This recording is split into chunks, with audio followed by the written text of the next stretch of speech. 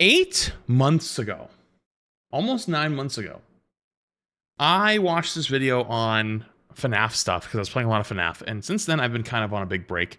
And also, like, I knew I was gonna be moving soon and whatnot, so like I was just kind of focusing on other things. But I'm kind of ready to jump back in. And so for those who don't remember this, I reacted to this video called "Can You Beat FNAF 4 Without Doors?" Because I had just finished FNAF 4 at the time, and that game was hard. Like, if you haven't watched my struggle on it, it's back here somewhere on my main channel. It was really hard. But actually, Bones, the guy who made the video, responded and said, "Appreciate the reaction, bro. Video's a bit outdated though. If you'd like see something way better, I'd recommend the quest to beat the Hopeless Pursuit." Chat, it's 2 hours and 32 minutes long, so I was like, okay, I'll do that some other time. And I just haven't had time to get around to it until now. Lock in. But memory what of does Bones. it mean to truly challenge yourself? To me, a true challenge is one that forces you to put everything that you have into it, and with hundreds of hours of commitment and dedication, eventually reaching your goal. Throughout my time here, I should have got some water YouTube, before I started. I've been climbing higher and higher through the ranks of FNAF challenges. So I decided that this time, I'd push myself more than I ever had before. When I first set my sights on truly challenging myself, the fastest way to do so would be to beat the hardest FNAF challenge in the entire world. Now, if you're only familiar with the original FNAF games, you may think this just means beating the 50-20 mode in Ultimate Custom Night.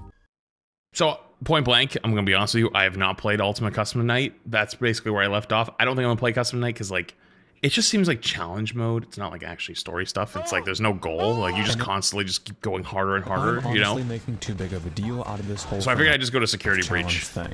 But the FNAF challenge rabbit hole goes far deeper than just the original 50-20 mode. A few years after the completion of 50-20 mode, a project known as the FNAF Max Mode list would surface, which was dedicated to ranking the hardest FNAF challenges based on the skill required to complete them. And when I first saw this list, 50-20 was not where I expected it to be. It wasn't number 1. In fact, it wasn't even in the top 10. 50-20 mode sat all the way down in 92nd place. When I first saw this, I was amazed that something as hard as 50-20 could be so low. If 50-20 was 92, what could possibly be number 1? Well, is that why this video is 2.5 hours long? Because it's like that hard? Well, no, I don't think we'll make it to the restaurant, but we'll make it to. I don't think we'll make it. If it's 3 hours. Yeah, that's. We'll make it. In an entirely different way. The number 1 was a challenge by the name of Hopeless Pursuit. Okay. And if you think the original Ultimate Custom Night was chaotic, here is just 10 seconds of unedited Hopeless Pursuit gameplay.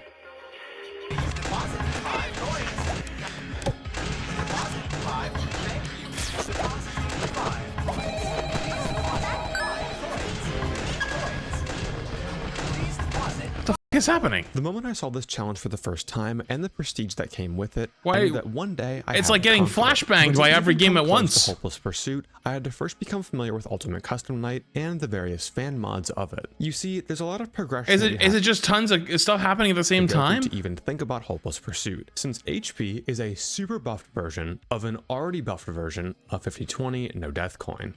If you're unfamiliar with how the base game of UCN works, don't worry. I'll give an overview of how the basics of UCN work before we progress up to UCN Deluxe and eventually Hopeless Pursuit. I'm going to try to keep this segment as short as possible, but just know UCN is a lot. To keep things a bit simpler, I am going to omit some information that won't be relevant for later challenges. But if you still want to know the exact technical explanations, I'll have some notes with Helpy here in the corner when I mention something that gives a full explanation on what it is. So feel free to pause and read those if you're confused. So wait, Ultimate Custom. So this is all in Ultimate Custom Night, right? Like, this isn't like multiple games at once. Is by far the most gameplay focused of any of the FNAF games, choosing to lean more into the challenge aspect rather than the horror one. Also, unlike any of the other FNAF games, Ultimate Custom Night relies very heavily on keyboard usage. Through this keyboard, you control the doors. If I remember right, wasn't everything like mouse dependent a lot? Flashlight, cameras, the 5 different tools, and the desk fan. With so many controls to memorize and worry about, it's very easy to mess up some of your inputs if you're required to press a ton of keys in quick succession. Not only do you have a ton of keyboard controls to worry about, the camera system is now significantly more complex than any other game. In most FNAF games, you simply use the cameras to, watch the animatronics. There's no way that's real. You can interact with the cameras through something like the music box in FNAF 2 or controlled shocks in Sister Location. But in Ultimate Custom Is that a real thing? Tonight, most of the little cameras have dancing interactable features on them, and there is two No, hell no, I'm not doing one of these runs. I'm just curious to see what it's like. Vents and the ducts. Now, with 50 animatronics that all have unique mechanics, insane keyboard torture, and a very complex camera system, how could you possibly keep track of everything that's going on? Wait, is he going on this camera to then go to this camera and check these cams? Did I see that right? Well, in Ultimate Custom Night, it's actually not as complex as it seems. The final challenge in Ultimate Custom Night is obviously 50/20 mode, with all 50 animatronics set to their max AI value. But the nature of 50/20 mode is kind of misleading. You'd think that 50/20 would be a chaotic battle the whole way through, but actually, for the majority of it, it just looks like this.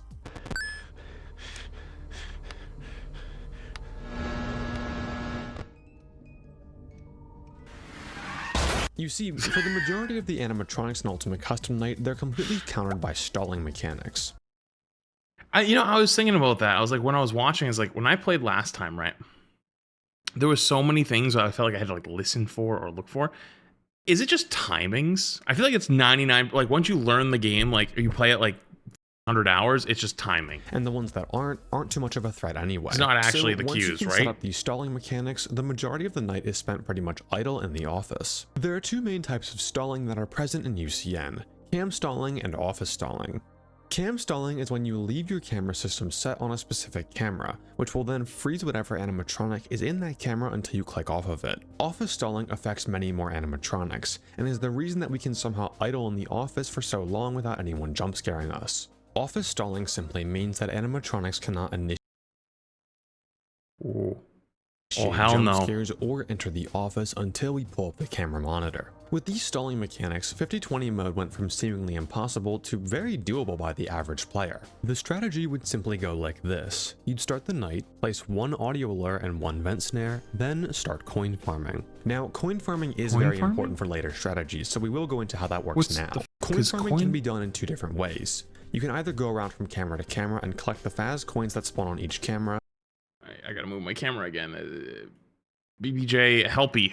Or you can continuously get rid of animatronics that give Faz coins when you come down here. I don't know. I'm on the move. As not only is it faster and more consistent, but it is also much safer. Now to do this, we pull up our cameras to spawn in Balloon Boy and JJ in the right vent, who have a 2 in 3 chance to spawn each on every single camera flip. Helpy has this same mechanic with a 1 in 2 chance, and clicking him will award 1 Faz coin. We can repeat this process while dealing with Nightmare Balloon Boy and Golden Freddy on every flip until we have 10 Faz coins. But how do you deal with them? The Death Coin to Death Coin Funtime Foxy. Normally, Funtime Foxy would force us to watch his show times whenever the hour changes. However, if we get rid of him now, we can switch.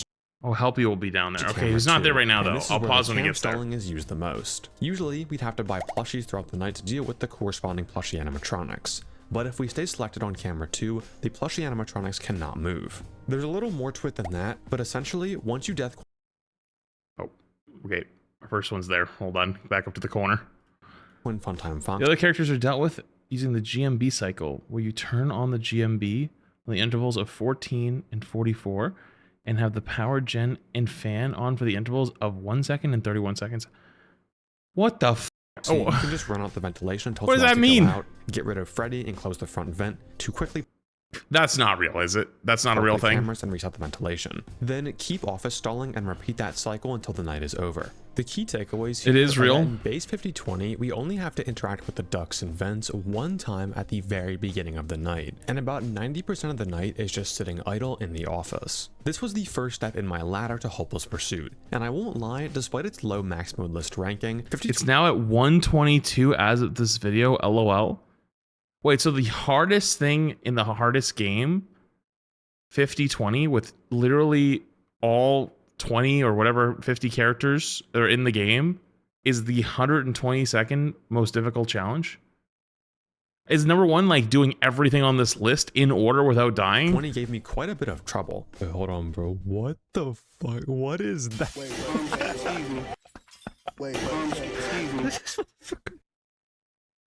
What is that? And I think the main reason why has to do with the keyboard usage in every UCN based max mode. And I found that through every single max mode I've done that involves a keyboard. Wait, the mode that this video isn't even top 10 anymore? Can I be honest with you? How the f is that possible? Like, I know there's like one FNAF game that came out like, what, this past year? There's not even that many games coming out. How the f is that possible? My weak spot. How is it? How is it getting harder? There's no new game. I aim with games like Final Fantasy Candies 3 way before I did 5020. So even though I had done quote-unquote harder challenges than 5020, it was still able to capitalize on my weak spot. Dude, aim training in FNAF is wild. Stream.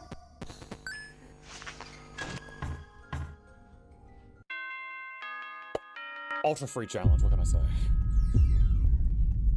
But of course, this was only the first step in a very, very long journey. Now, we aren't going to move on to UCN Deluxe quite yet, as that's still a really big jump in skill. And vanilla UCN still has one more challenge that we have yet to complete.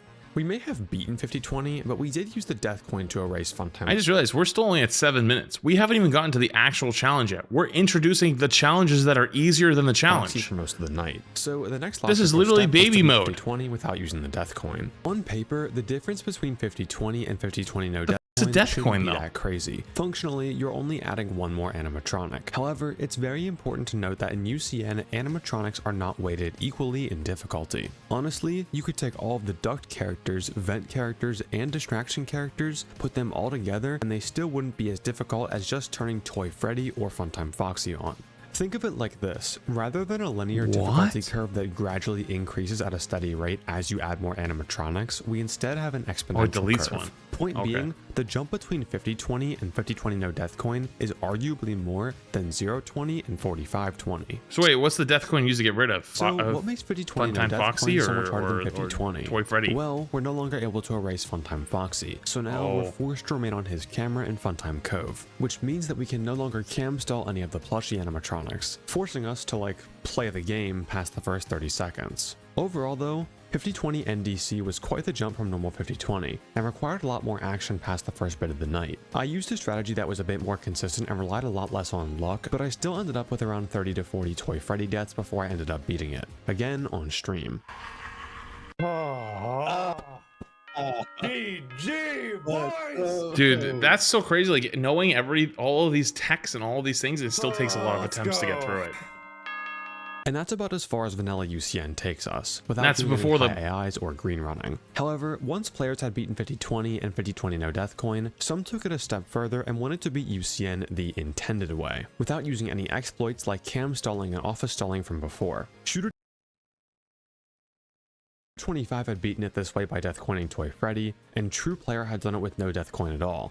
Though this may have been the intended way to play UCN, it had— Wait, so like no stalling, so like how I would have played the game, like thinking like without knowing any text, I'm guessing? Issue. It was extremely luck-based. So the UCN community at the time wanted to make UCN more fun and also play it in its intended way, while not having stupidly hard RNG. And with that, debatably the most influential mod in the FNAF community was created. And if you thought the original UCN was chaotic, just wait until you see Ultimate Custom Night Deluxe. So this is a mod.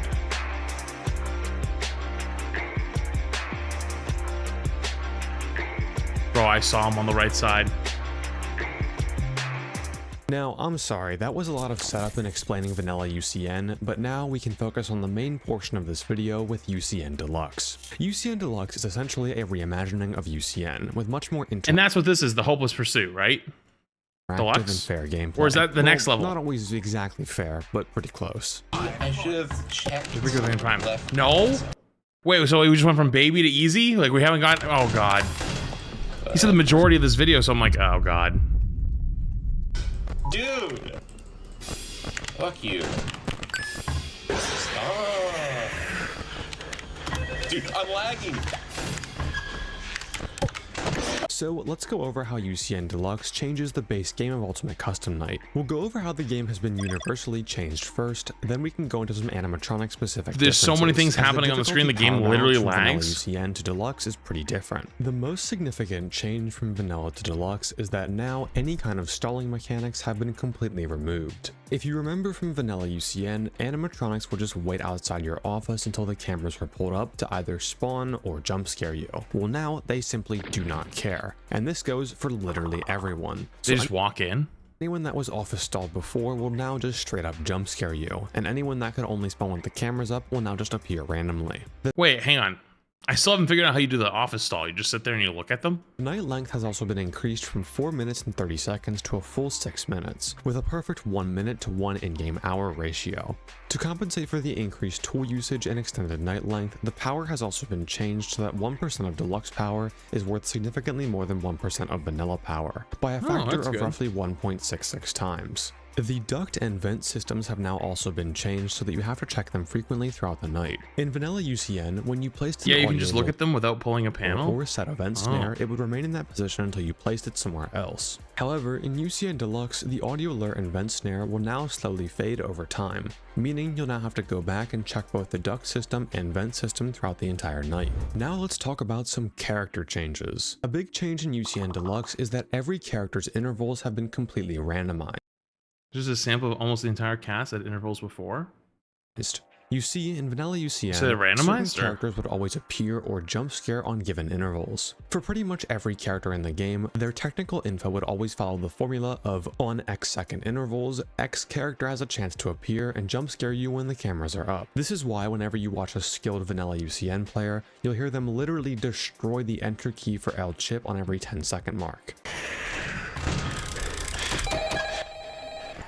since he always appears on 10-second intervals. So now, every character is pretty much impossible to predict with the timer. There are also some characters that have been notably reworked. To make this easier, we'll go through each type of character in groups, and generally— Wait, so like, the whole reason you were able to get through the whole thing before is because you knew all the timings, you could just memorize them and just— it was just like basically playing a timing game.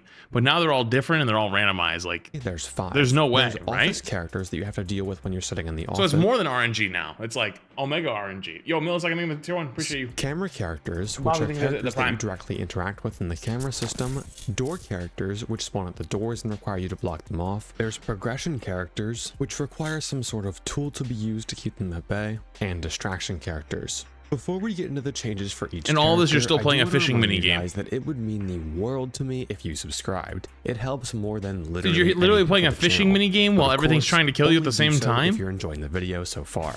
At the end of the normal these videos are actually crazy though. I'll briefly go over a ranking in tier list form for all of the characters, because some characters went from stupid. I love me a good tier list to like top 1 in deluxe. Out of the 5 groups, we'll start with our office characters. And honestly, a lot of the changes to office characters are more quality of life changes and reworks than direct buffs. Toy Bonnie, Toy Chica, and Withered Bonnie have all been significantly nerfed from their base game counterparts. Because we're going to be in the cameras for much longer in UCN Deluxe, these 3 masked characters went from being mega free in normal UCN to now throwing off the entire cycle of the game whenever they spawn. Thankfully, they don't kill nearly as fast, usually giving you enough time to finish whatever you're doing in the cameras before dealing with them. One of the most hated characters in Ultimate Custom Night, Night Marionette, has been slightly nerfed in Deluxe. In Vanilla, Night Marionette would slowly materialize on top of your cursor if you kept it in one of his positions for too long. If he fully materialized, I was wondering what he was doing to stop it. In Deluxe, he's pretty similar, though he now appears slower and disappears much faster. For our last notable character change, I have to talk about Rockstar Chica in one of the best quality what if you put your mask on? Life changes in history. Alright, so normally in Vanilla UCN, in order to move the wet floor sign, you have to do a quote-unquote double click. Unfortunately, I didn't realize he was moving that. The double clicking that the game wants is far different from a double click that you're probably used to. In order for a double click to properly register in a click team game, you have to click on the exact same pixel twice in a row. This doesn't sound too hard, you just don't move your mouse. But when both of the wet floor sign spawns are on top of Night Marionette, and you have to quickly flick your mouse in, double click, then get out, it's pretty difficult. And thank the Lord, because the wet floor sign in UCN Deluxe only requires 1 click to move. Everyone else in the office is either unchanged from vanilla or— Wait, why do you gotta move the wet floor signs? What the f is that causing? To care about. Golden Freddy did get a cool reskin though. Now let's talk about our camera characters. What if they just— you want them to slip and fall, though, you're not? So that you now actually have to check Pirate's Cove pretty frequently. In vanilla UCN, you could abuse a technique called 0-frame flipping in order to switch whoever was on the desk without committing to opening the cameras. However, Bonnie and Foxy are now guaranteed to switch after a given amount of time, so you can't stall out with Bonnie on the desk like you could in vanilla. All of the plushie animatronics have had their prices increased from 20 Faz coins to 40. And now you have— I don't know what the coins a are. full hour to buy the plushie rather than just 20 seconds. Moving over to the vents and the ducts, every animatronic within the duct what does the vent buy system do? has now been given a unique purpose. Whereas in vanilla, you check both of these once. Should probably watch the original UCN video first. I mean, this is you what he told me to never watch. did. In the vent system, Mangle and Withered Chica will bonk on the vent snares, but Springtrap, Molten Freddy, and Ennard can go right through them and will have to be dealt with by closing the front vent door in the office. It is worth noting that while Mangle can phase directly through the office vent door, even when it's closed, Withered... Nah, dude, honestly, this is terrifying. Did you see that motherfucker there? Worth noting that while Yo, look at this. Mangle can phase directly through the office Look, hang vent on. door, even when it's Look at this closed, motherfucker. Withered Chica cannot. Just Sandwiched Pierce. and forced to let one of them through. Let Withered Chica through and close the front vent until you hear her bonk. Isn't Security Breach the next one I have to play and it's like 3D? Ennard and Springtrap retain their mechanics from the vanilla game. Just close the front vent when you hear Ennard scurry and when you see Springtrap appear visually. Molten Freddy, however, does not make an audio cue or a visual cue, and you'll have to track him on the cameras. It's an open world game? Lovely. Door. The duct system is probably the most changed part of Deluxe in comparison to vanilla UCN. In the ducts, you have to fend off the mediocre melodies using the audio lure and changing which duct is open or closed. In vanilla UCN, the ducts were generally dealt with. Dude, I never even figured out how the audio systems worked anyways. I just put it in the far corner, just kept clicking it over and over and hoping the best. Which would permanently stun Happy Frog, Mr. Hippo, and Pig Patch, then using the heater to push back Ned Bear and Orville. However, the heater is now completely ineffective. I was actually wrong about this segment. It still works on Hippo and Pig Patch, but nobody gives a fuck about them. Instead, you'll have to use the ducts as a sort of closed door that Ned Bear and Orville will now bonk on. Whenever either of them gets close to a closed duct, Whenever either of them gets close to a closed duct, they'll bonk and you'll be awarded a Faz coin like any other animatronic hitting a door. Pigpatch and Mr. Hippo have also been changed to now ignore the audio. Now the corrections, they only ignore it if you place it in the exact same spot, not on the same side. If it's placed on the same side for more than 2 cycles. So you will have to change the lure and open side pretty frequently. Fortunately, Happy Frog will still fall for the lure regardless of how long she's been in the same spot. This can all seem a bit complex, so we'll get more into how to deal with the duck specifically in the strategy section. There's so much, dude, there's like 30 goddamn characters now. He has the same mechanic that he does in vanilla. Simply select the camera when the hour switches. However, you'll be dealing with him more here than in vanilla UCN. In the vanilla game, the next showtime can be set from a range of 1 to 3 hours away. Now, in Deluxe, it is instead 1 to 2 hours away. And then another new house. Appreciate the 52 months. I'd say so. I'd say things have been good. I'm finally getting to settle a little bit, which is nice. Appreciate you.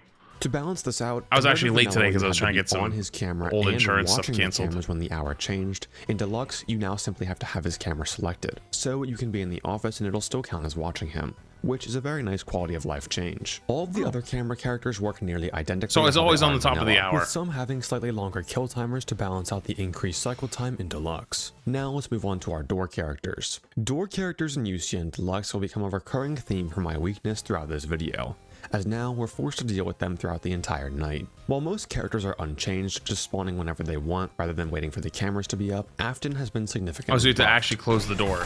Oh, so you don't so that the stall tech is you can just look at them. You don't have to close the door to get rid of them. Do I got that right? Before the changes.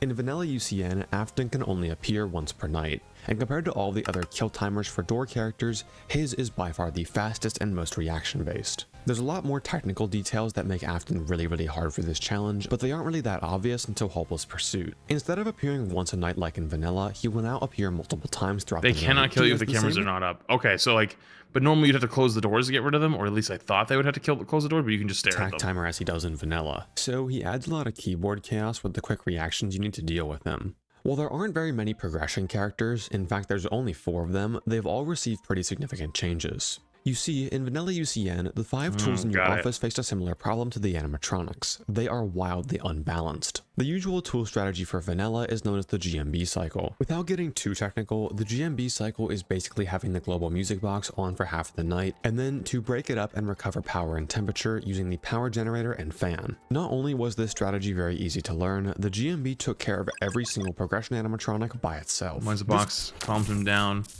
Fans cools. Means that the heater, power AC, and especially silent ventilation weren't required at all in the vanilla game. So in UCN Deluxe, a bit of tool rebalancing was done to force some usage of the other tools. We see this first and most prominently with Lefty. In vanilla, Lefty would get aggravated from temperature and noise and was calmed down with Vanilla Lefty's progression was also RNG, having an AI out of 100 chance to do so every frame. This was made more consistent in Deluxe and removed RNG. Box. He still gets angry from heat and noise in Deluxe, but now we have to use the silent ventilation to cool him down instead of the GMB. For the puppet, both winding the box manually and using the GMB have been changed to be much faster than in vanilla UCN, making him a lot easier overall, as now you only have to give him 2 to 3 seconds of winding either way. Music Man is functionally the same as he was in vanilla, but now you'll be forced to actually is Music Man instead of just relying on the GMB cycle. The power AC and heater have been slightly reworked through Nightmare Chica and Lefty. In vanilla, Nightmare Chica was repelled using the power AC. That was the Music Man?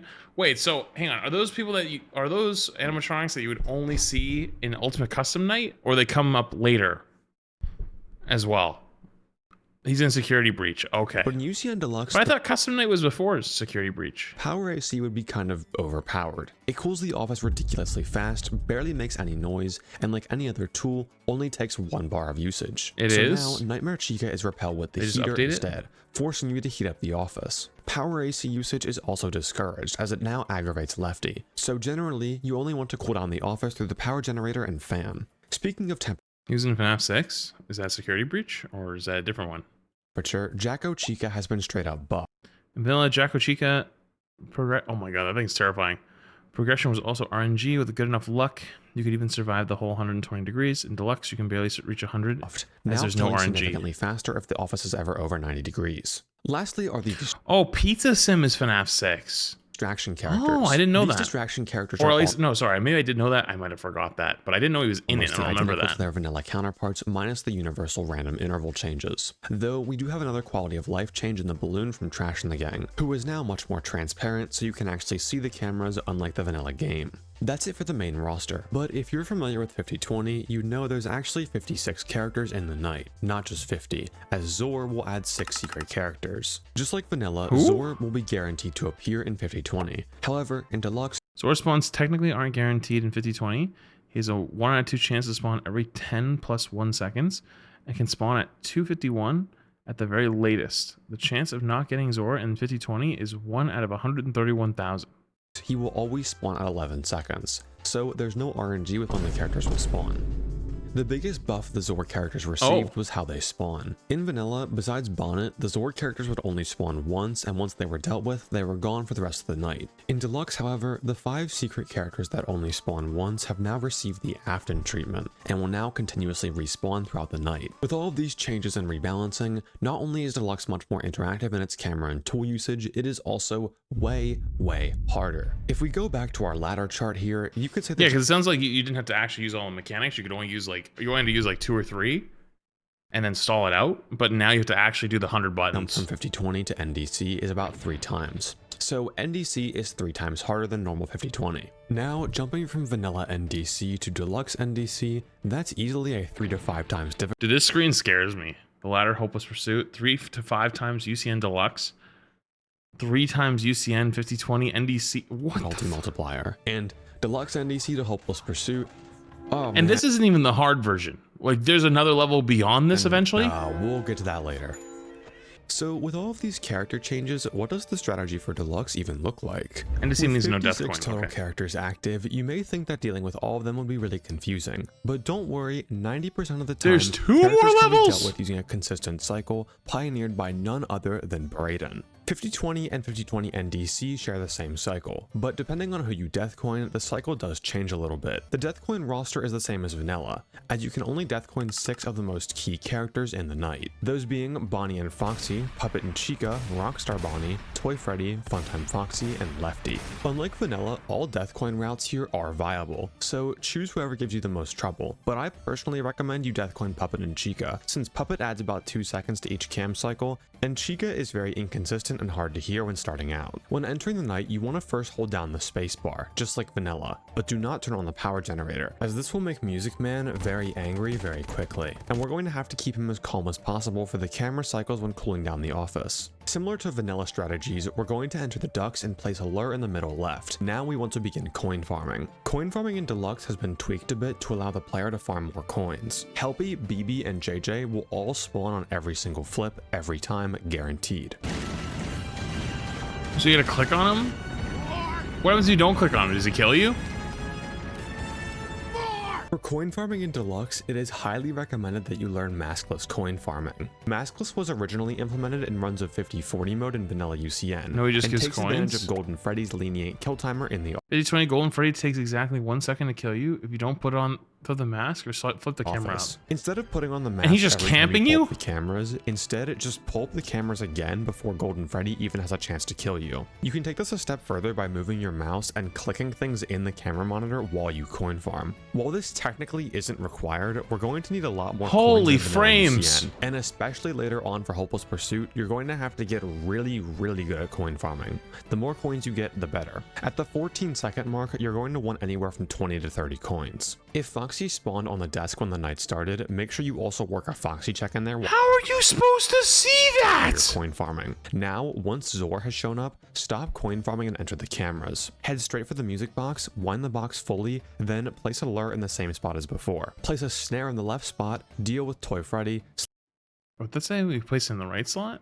Then place a lure in the same spot as before. Place a snare in the left Place it on the right too. Only go left if the mango goes left. spot, deal with Toy Freddy, select Funtime Foxy's camera, then drop the cameras. If you have to coin farm more, Yeah, I was about to say, have you ever played a shooter game? You ever played like a you ever played shooter games or like FPS games? If you haven't, yeah, give it a at this shot. point, It might have a future. But generally, you should have enough. Now we can start the general cycle for the entire night. This cycle is generally broken up into two parts, the camera cycle and the office cycle. He said he Camera has? cycles are when you're actively navigating through the camera Probably monitor crazy. and dealing with threats all throughout Fucking the probably building. crazy in While like you're in the CS cameras, or a few Valorant. characters will begin to spawn in the office. So once you drop the cameras, you then have to deal with all the threats in the office and the His office reaction cycle. speed is 148, by the way, from the latest YouTube video. I wonder what mine is now. Here Mine's is probably the like general at least in the strategy for twos. the camera cycle. Right before you open the cameras, you want to see if Foxy or Bonnie is on the desk. Then, depending on who is on the desk, either check Foxy's camera if it was Foxy, or go straight to Cam 4 if it was Bonnie. Now, wind the music box and listen very carefully. In Vanilla, Chica was dealt with through the global music box and wasn't a threat whatsoever, but in Deluxe, we actually have to play her mechanic. Chica's mechanic is simple on paper, but in my opinion is the hardest mechanic to deal with in Deluxe. If Chica is happy, you'll hear pots and pans banging in the background, and if she's not, you won't hear anything. Of course, Chica's big ass in the kitchen, huh? If Chica is unhappy, you have to change the music to keep her from jump scaring you, but if you change the music while she's happy, she also just jump scares you. This would be fine, however, there are two key problems with Deluxe that make this mechanic so difficult. The first of which is the actual audio file that the game uses for the pots and pans sound effect. Chica's pots and pans sound is a continuously looping 11-second audio clip. However, the last 1.5 seconds of this file are silent in order to have the clip repeat.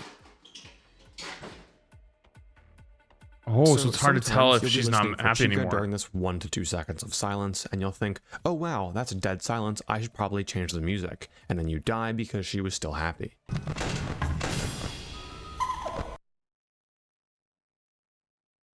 The other problem is that so much is happening in Deluxe with the amount of doors you're shutting and cameras that you're selecting that it's really hard to hear the subtle pots and pans over all of it. Like here, let's do a quick test. Can you hear the pots and pans?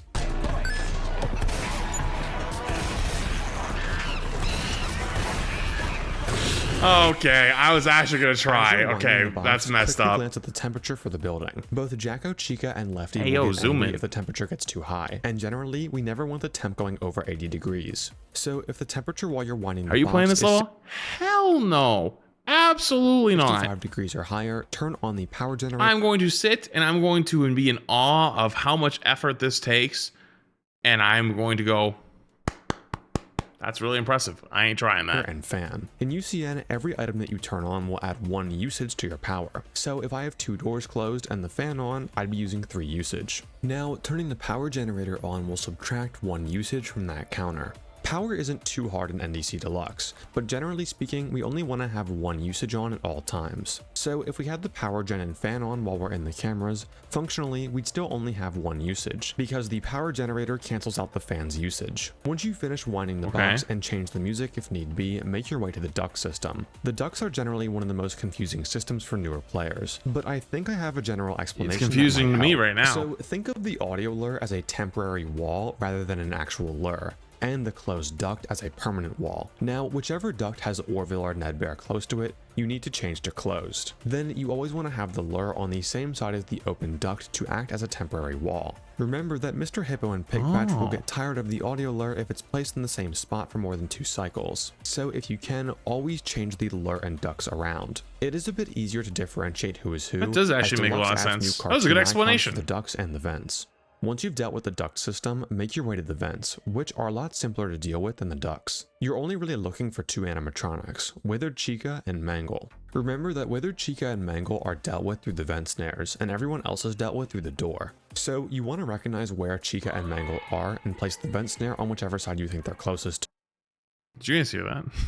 Even if you're placing the snare on the same side, you still want to click it again, as remember, the lure and the snare will both fade over time. Though, because there are 2 animatronics that are dealt with through the snare, sometimes you can get the quote-unquote deluxe has no RNG situation, where Mangle and Chica basically pincer you by lining up to hit 2 different vent snares at the same time. Oh, you just get rolled? And there's 2 ways you can deal with this. In both cases, you always want to prioritize Mangle, as she will go straight through the vent office door even if it's closed. Now, once you've closed off Mangle's snare, you can either come back to the vent system before this camp cycle is over, or you can just keep the front vent closed until you think Withered Chica has— Wait, what about the other 2? The other guy doesn't matter? On it. Just beware, as this will use a lot of power. Once you've dealt with Mangle and Chica, be sure to see if Molten Freddy is about to hit the vent, and close him if he is. Then we can move on to the camera system. The cycle in the cameras is actually really well designed, and to understand why, we have to look at some of the most important characters in UCN Deluxe. I still can't believe this one. This one where you get a camera and then it's a camera within a camera and you got the cameras up there. First is Rockstar Bonnie. Rockstar Bonnie is known for being one of the hardest characters in the base game of UCN. He is so difficult, in fact, the strategy for dealing with him in vanilla UCN is to never hit his intervals so he never spawns.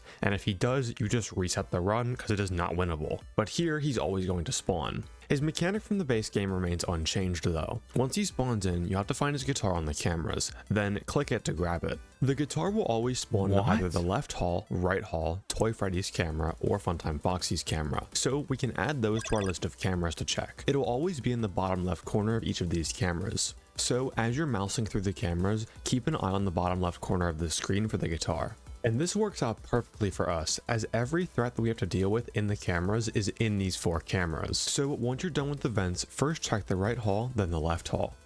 You gotta do this all at the same time, huh? If the time just changed to 1, 3, or 5 a.m., you can see which plushie animatronic is in the right hall. Then move into the left hall to check for Freddy. You can also track Freddy using intervals, and this is honestly the much better strategy, but we'll get more into that later. Now, briefly glance at his camera to see what stage he's in. If he's standing up, keep note of his position, but don't turn on the silent ventilation quite yet. Remember, we always want to maintain that 1 usage max throughout the entire night. Having silent ventilation on while you're in the cameras would burn through your power insanely fast. Now move up to Toy Freddy's camera and play his game. Mr. Hugs is guaranteed to move every cycle, so he'll never be in the same spot that you already blocked off in the last cycle. Meaning that if you're on a camera and Mr. Hugs isn't there and the other camera is blocked off, you know for sure that Mr. Hugs is currently in the only other open camera. These minor optimizations for that makes sense, but holy shit. For NDC Deluxe and especially HP. So anytime that we can gain the slightest bit of time anywhere, we should take it. Now, if you're on a plushie cycle, you can go to Cam 7 and buy the plushie. If not, hit Funtime Foxy's camera and wait for about a second. Remember that Plush Trap will reappear throughout the night. So if he's there, wait until he leaves his chair, then reset the ventilation. So now, here's what a full cam cycle looks like in full speed.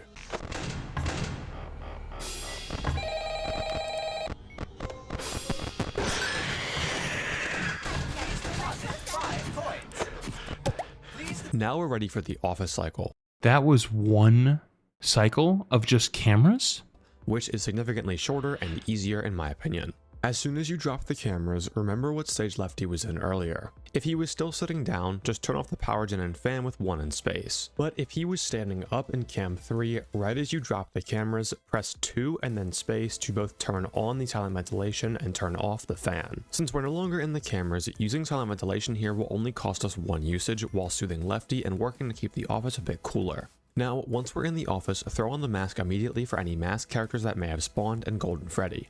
Then click Helpy and move the wet floor sign to despawn Rockstar Chica. While you're here, make sure to use the flashlight to Well, you can't even see the wet floor sign. Hello? despawn the Freddles. You can flash while you're in the cameras, but doing it during You literally the need office cycle when F1 you driver flash power. reaction time Just to make sure track you're that? not flashing Real. Nightmare Balloon Boy if he's sitting down, which is a lot easier said than done. Once you've dealt with any other office threats, check who's on the desk, then you can repeat the cam cycle. What? Do not wait What around do you in the mean check who's on the desk? Did we watch how fast you had to flip through? office once you're done with everything. Just start another camera cycle and keep going immediately. Now, as simple as this cycle may sound, we do have to deal with some characters who will break our camera cycle. Those being Withered Bonnie, Toy Chica, and Bonnet. For the 3 masked characters, if you're not quick enough or they spawn at the start of a cycle, you will have to pull down your monitor and deal with them in the office, or they will jump scare you.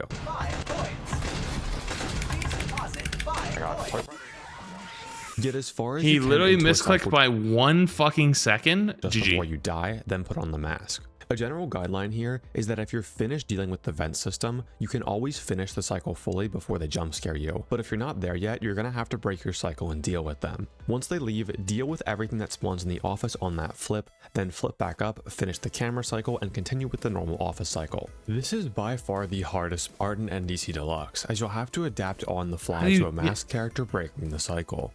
Yeah, and then how do you even deal If with they them? decide to line up one after another, it can get really crazy trying to keep your cycle. Here's the best example of this where I have honestly no idea how I survived this.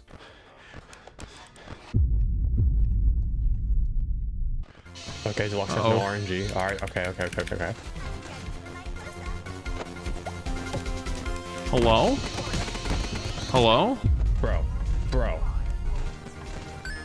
Hello?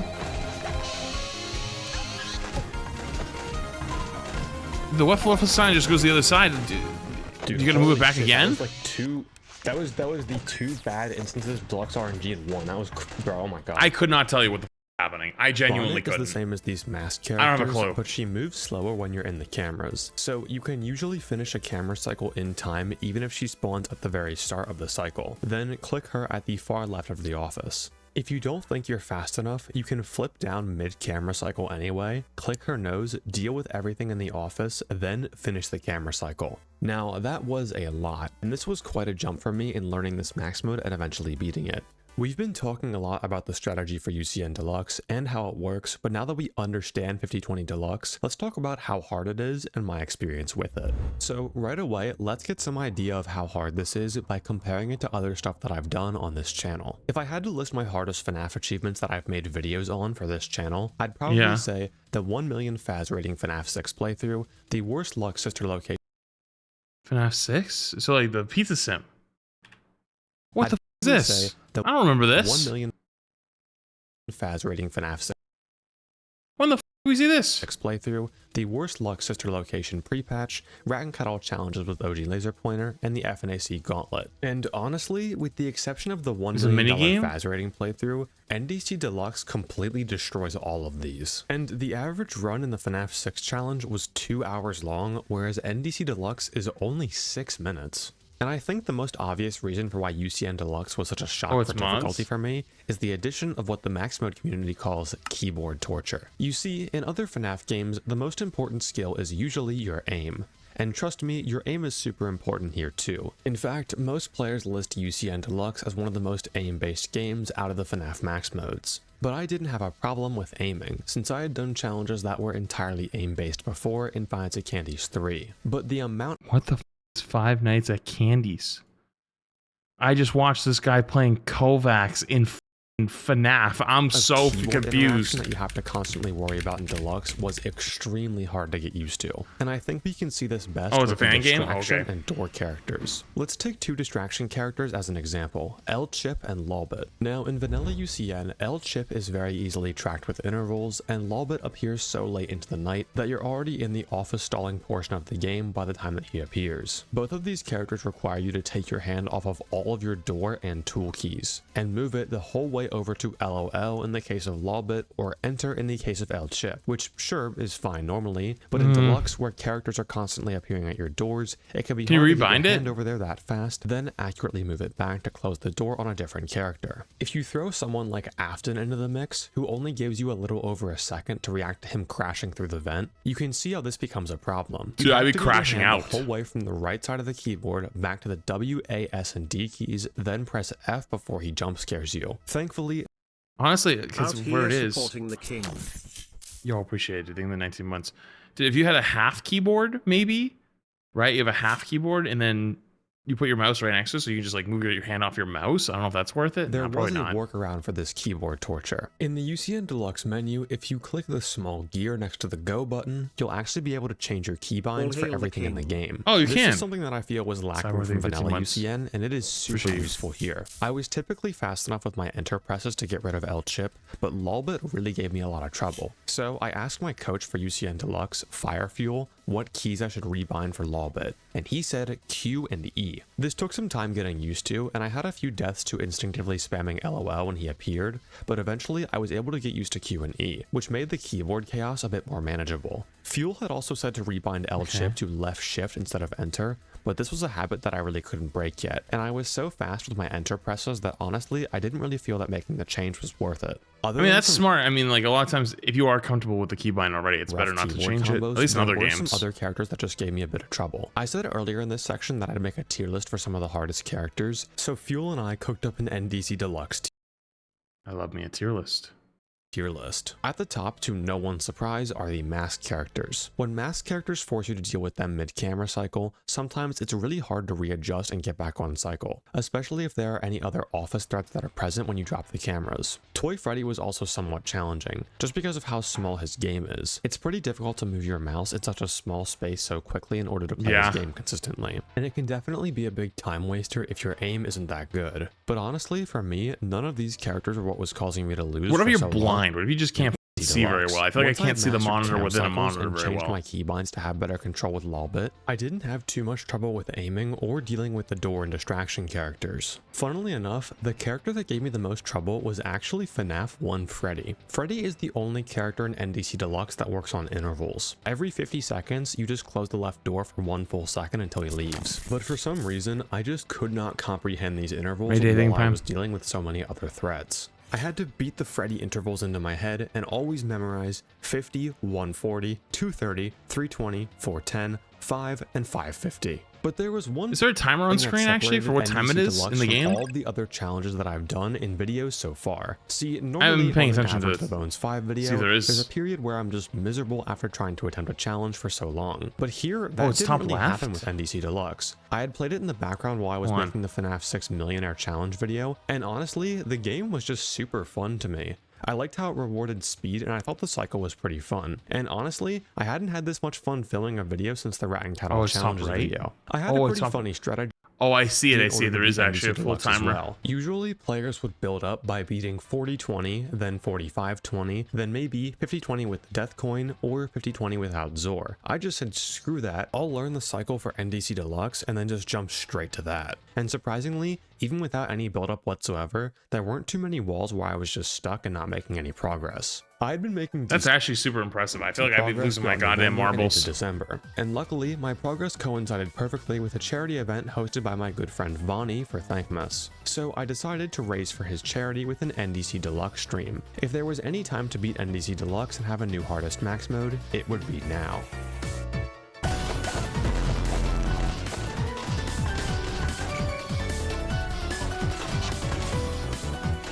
I still can't believe this is the low. This is like the easy mode. Like we went baby tier. This is easy. Then apparently there's 2 more.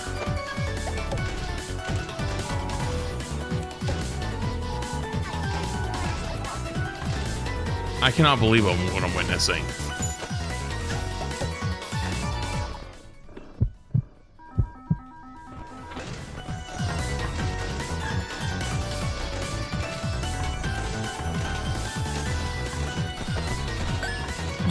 You cannot tell me you can see. Dude, bro, I can't see shit. Bro, the There's like 19 guys on the screen. I got... What? And with that, I officially had a new hardest max mode that wasn't some obscure FNAF 3 pre-patch. And to be honest, I could have stopped here. At the beginning of this video, I said that I wanted to challenge myself like I never had before. And from what I've seen on YouTube, I hadn't seen anyone make any videos on challenges that were skill-wise harder than NDC Deluxe. But it wasn't good enough. I wanted something more. I wanted a challenge so crazy, so absurd, that it would redefine my entire channel. Guys, we're 41 minutes in, and we're about to get real. And there is one more max Oh mode that's god left in UCN Deluxe.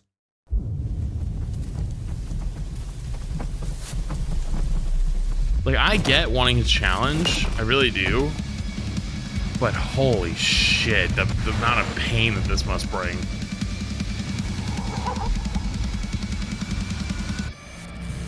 About to hit him with a domain expansion. Dude, I'm hating it. I'm not even doing anything. I'm straight up. I'd be hating my life right now, and I'm not even doing anything. I'm watching. I get the easy seat, and I'm still overwhelmed.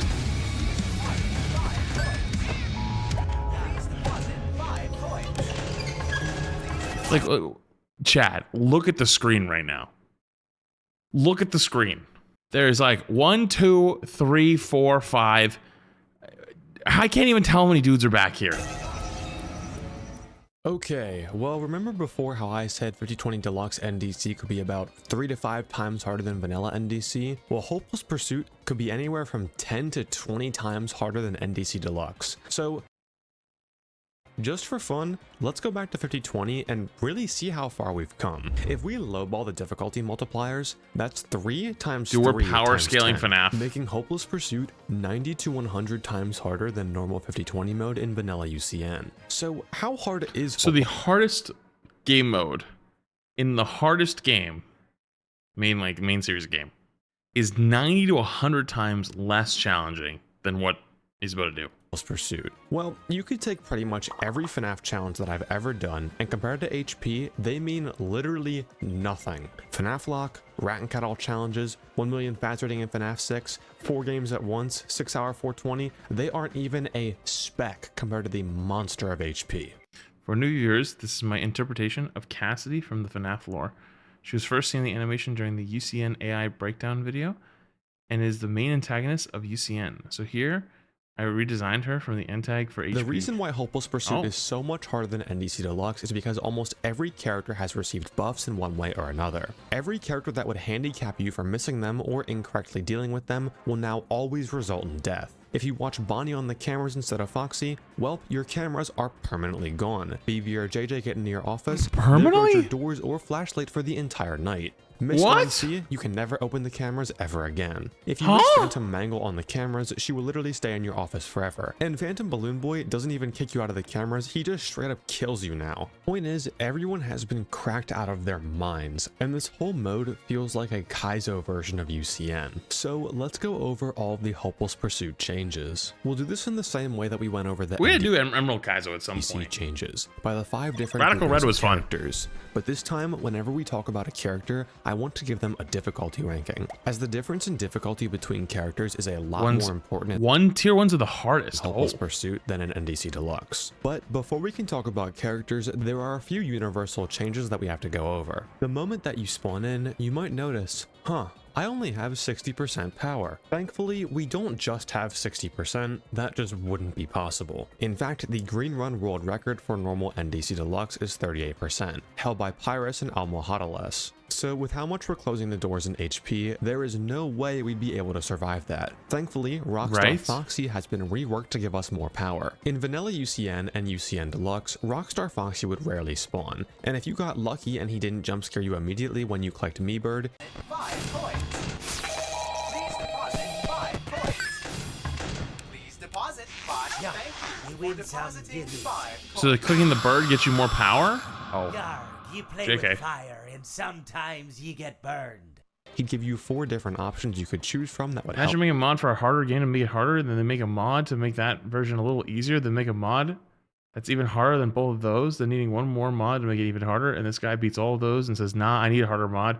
That's what Hopeless Pursuit is. Yeah, I understood all that. Rockstar Foxy's parrot is guaranteed to spawn every 30 seconds, and he'll never jump scare you when you click it. Instead, he'll now present you with 4 new options. The top one will give you 5% more power, and the rest will immediately sabotage you by either warming up the office, making a ton of noise, or stealing 10 of your Faz coins. So we can't even have power normally. Hopeless Pursuit makes you fight for literally everything. And if we miss even one Meebird from Rockstar Foxy, or hit one of the other options, it is very likely that we won't have enough power to finish the night. The other universal change has to do with Faz coins. Because so many characters that influence Faz coins have been buffed in Hopeless Pursuit, Faz coins overall are much harder. In regular deluxe, plushies would cost 40 coins each, and you could carry a max of 100. Now in Hopeless Pursuit, plushie animatronics have been mega buffed to cost 60 whole Faz coins, and you can only carry a max of 70 coins total. The ventilation also goes out significantly faster in HP.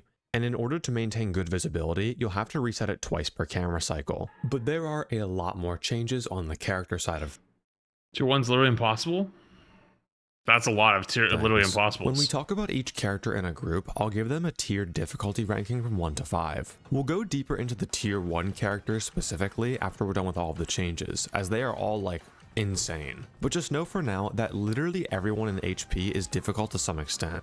There is not a single useless character. To start off, let's talk about our largest set of characters in the camera characters. We use the exact same camera cycle in Hopeless Pursuit that we did in NDC, so I'll go in the order that we see them in the camera. It's funny how this was supposedly one of the hardest characters in the original, like the vanilla, and now it's like easy. Starting off with Bonnie and Foxy. If you end up looking at Bonnie on the cameras, he will now permanently disable the cameras for the entire night. Foxy is also much more lethal, as now he doesn't even have stages anymore. Usually, Foxy would progress through 4 stages before he makes his way into your office and ends your game. But here, if he progresses even a single stage, he just instantly jump scares you. What? That was Bonnie. You can't even see anything. The puppet has been changed so that the music box now drains much faster and winds a bit slower, so now you'll have to dedicate a lot more time to winding the box per cycle. The hardest character in base NDC, Chica, has also been buffed and reworked. In HP, she's more likely to get angry, but to compensate, she gives a lot more time to switch the music. You can also now only hear her when you're selected on camera 4, whereas in NDC, you could hear her throughout the entire building. Moving on to the duck system, we see a rare instance of a nerf from NDC to HP. Now, don't worry, there's only like 3 of these throughout the entire change, and this is faster, slower. Orville and Nedbear were previously the only difficult parts of the ducks in NDC. However, they now move extremely slow in Hopeless Pursuit. In fact, during the duck cycle, you can simply change the side of the lure, then open the previously closed duct, and you will always survive. The challenge here isn't thinking about which animatronics are headed where, just having to click the buttons. It's more so an aim-based challenge of trying to change the ducks around fast enough to keep up with the breakneck speed of everything else. Which is why, despite Orville and Nedbear being bumped from tier 1s to tier 5s, Hippo, Pigpatch, and Happy Frog are all solid tier 2s. As the buttons to change the ducks, and especially changing the lure around, requires a good bit of accuracy. And you'll notice that when we get into the strategy segment, that the overall philosophy behind Hopeless Pursuit is sacrificing brain power and planning for raw skill, aim, and keyboard torture. We see this again as we keyboard torture is a crazy sentence for this. Both Mangle and Wither. Also, I just realized I feel like it's about to get so intense. We're still at 48 minutes. Significantly buffed in their speed, and the quote-unquote deluxe has no RNG situation can now no longer happen. Also, as a small quality of life change, the moment Mangle and Chica overlap with Event Snare, they'll instantly bonk, whereas in NDC, they actually have to overlap with it for half a second. This might not seem like a big deal, but half a second in HP is a massive difference. Now, moving into the camera system, you might remember that the entire basis for the cam cycle was Rockstar Bonnie's guitar locations. And oh boy, did Rockstar Bonnie get quite the buff in HP. You see, Rockstar Bonnie is the first of our perma characters. That's right, in Hopeless Pursuit, some characters will now just stay in your office. I thought they were insane for the entire night once they show up for the first time. Where normally you could take care of them and they would leave by playing their mechanic, now that mechanic just resets their kill timer and prolongs the inevitable. Rockstar so you just keep doing it over and over. Faster to kill, but his perma buff is definitely more significant. Toy Freddy has also been noticeably buffed, and his kill timer is way shorter. I couldn't see anything, bro. I can't I don't know how you see anything at all. I've been literal frames away from closing the door on Mr. Hugs just for Toy Freddy to game over right in my face. Toy Freddy serves as a perfect reminder that in HP, you are always on the brink of death constantly. And if you aren't fast enough, someone's gonna check you for it. Now on the last camera, we have Funtime Foxy and Plushtrap. Plushtrap got the same treatment as Rockstar Bonnie and is now permanent.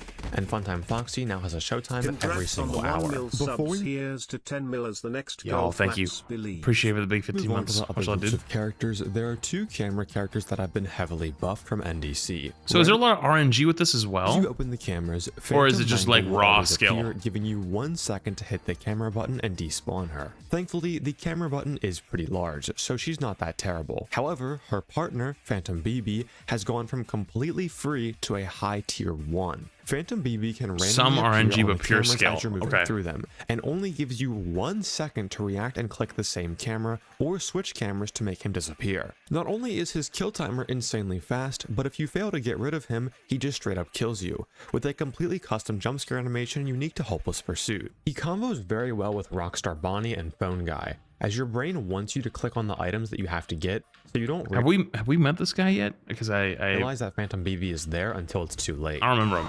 He looks like Balloon Boy, but dead. FNAF 3? Oh. Oh, you're right. Okay, I remember actually.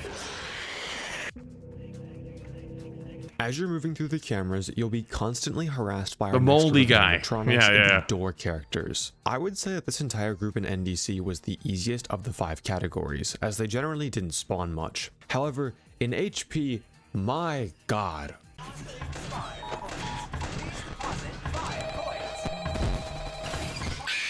Dude, that was an impossible keyboard combo.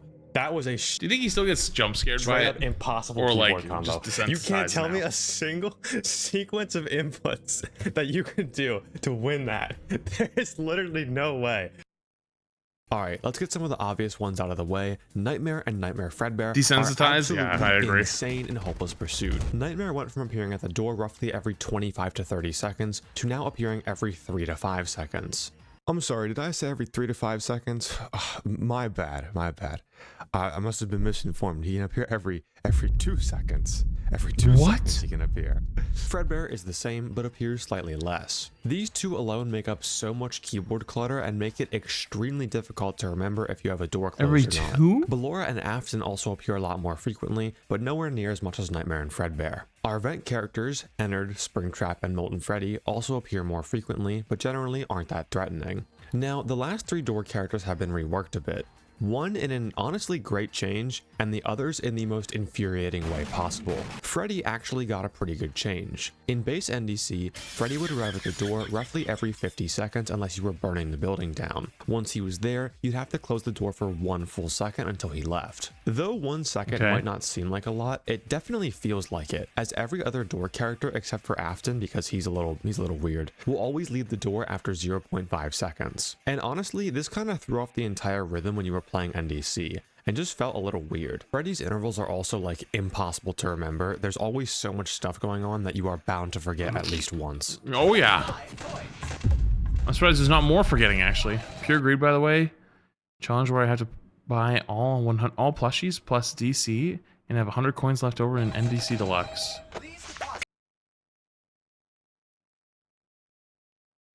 Bro died 1 frame away from winning. I'd cry. I legitimately would cry. Now, keeping with the theme of I'd cry. brain power and Hopeless Pursuit, Freddy has been altered so that he now leaves after 0.5 seconds with the door closed like everyone else. But he'll only leave if you see him at the door on the cameras, which I think is a pretty fair change. And honestly, I'd rather him be like this in NDC as well. Now, the last pair of door characters I think were purely made to make you rage as hard as possible. Balloon Boy and JJ are so stupid in HP. If it's anything like Balloon Boy that I know. The Universal Deluxe change is that Helpy, BB, and JJ will always spawn on every single camera flip so you can farm more coins to make up for the increase in plushie prices. However, in HP, if you don't close the side vent the literal second you pull up the cameras, This is incredibly annoying, especially when you have to coin farm so many coins in order to deal with the $60 you went 0.7 seconds to pull up the camera when you start to hear the laugh. Consistent the whole way through the HP experience. Next up, we have our distraction characters. And you might notice we got some pretty high rankings here. Let's talk about our tier 1s first. Old Man Consequences and Lawbit.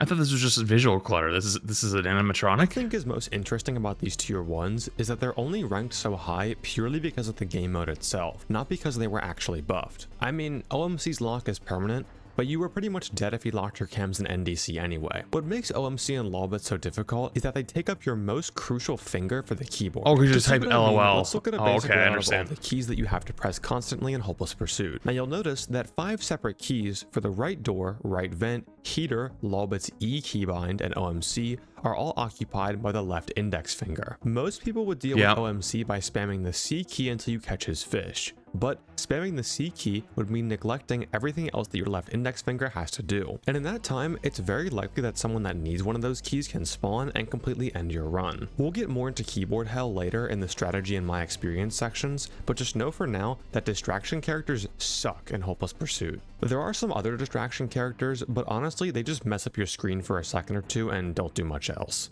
Next up, we have our progression characters, and these guys haven't been changed very much. In my opinion, they are the easiest part of the night. Lefty is like the tiniest bit more aggressive, but because of the nature of Hopeless Pursuit, you'll naturally be using silent ventilation a lot more. Jacko Chica has been slightly buffed, now killing the second the office hits 90 degrees rather than quickly I can see where distractions are a big problem. This isn't a problem, but do be careful as she can very just easily not being able to see what's going on, you know? Attention. So placement. Like, this would drive me crazy. Just... Now, there is still one last category of animatronics that I haven't mentioned yet. Because in Hopeless Pursuit, there is one group of characters that reigns far above the rest. And they are the office characters.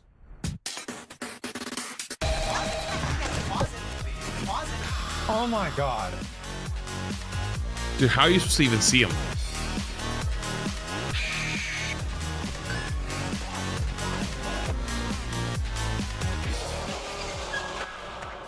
The office characters in Hopeless Pursuit are far and away the hardest group of characters. And all of that is thanks to our inarguable top tier 1, Night Marionette. Bro, Night Marionette in HP is impossible. Like, bro, he actually makes me want to, like... There's a reason that Night Marionette is not only important enough to be in the thumbnail, but also the giant crafty and monster in all of the animation bits. If you need a quick refresher on his mechanic, if your cursor's on him for too long, he materializes. Is it faster now or something? And as you would expect, he materializes really fast in Hopeless Pursuit compared to NDC, but he has another sneaky buff that you might not expect. And we actually saw this first in the Worst Luck series. You see, the way that Night Marionette works in vanilla UCN is through a form of randomness. He has 4 different positions that he randomly cycles through every second while he's invisible. Then, once he happens to randomly hit a position where your cursor currently is, he starts materializing. So, in theory, Worst Luck Night Marionette would just spawn directly on your cursor. Is it this one? Because it's going to be the camera and the mask? Every time he has a chance to move. And guess what? In HP, that is exactly what he does. Not only does he materialize faster and instantly find your cursor, he still disappears faster like how he does in NDC. This gives him plenty of time to reappear wherever you move to, making him basically heat-seeking. The reason that this is such a big deal is that literally every clickable object in the office is in one of Night Marionette's positions. For example, let's look at the dreaded Me-Bird cycle. Once we drop the cameras here, we immediately have so many things we need to do. If we get unlucky, we'll have to click 4 separate animatronics right away, and they are all on Night Marionette's leftmost spawn. Helpy, Me-Bird, Bonnet, and the wet floor sign form a perfect column directly on Night Marionette's leftmost office spawn. So now, every single motion that you make in the office has to be a quick and accurate flick of the mouse. If you thought FNAF 3 was a CSGO aim trainer, bro, I am telling you, hop on HP and play the 110 office cycle.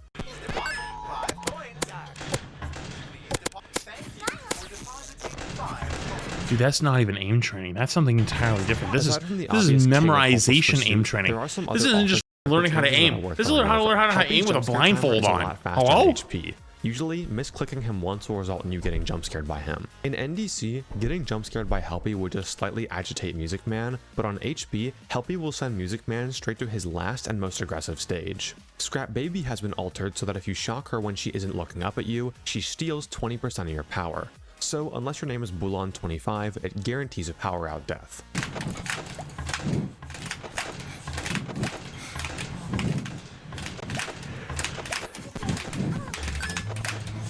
Rockstar Freddy, bro, like the Rockstar audio Bonnie, is another crazy. permanent character, meaning he never stops asking for coins once he gets activated around the 45-second mark.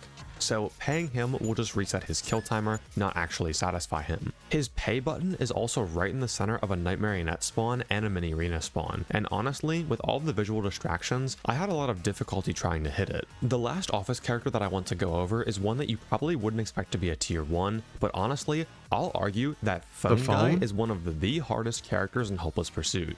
Phone Guy? Who the f is Phone Guy?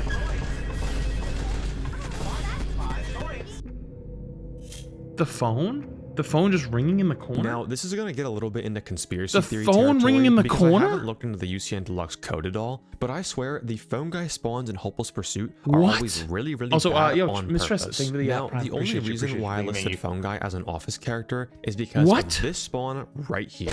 This is just evil, bro. You have to flick to hit the mute call button here because he spawns smack dab in the middle of a Night Marionette hitbox. But if you flick and it's the also tiniest bit on the too far, camera, you end up pulling up the cameras too early and messing everything up. But that isn't the only time he spawned in absurd locations. Here he spawns right on the mini arena's head, so he's really hard to see.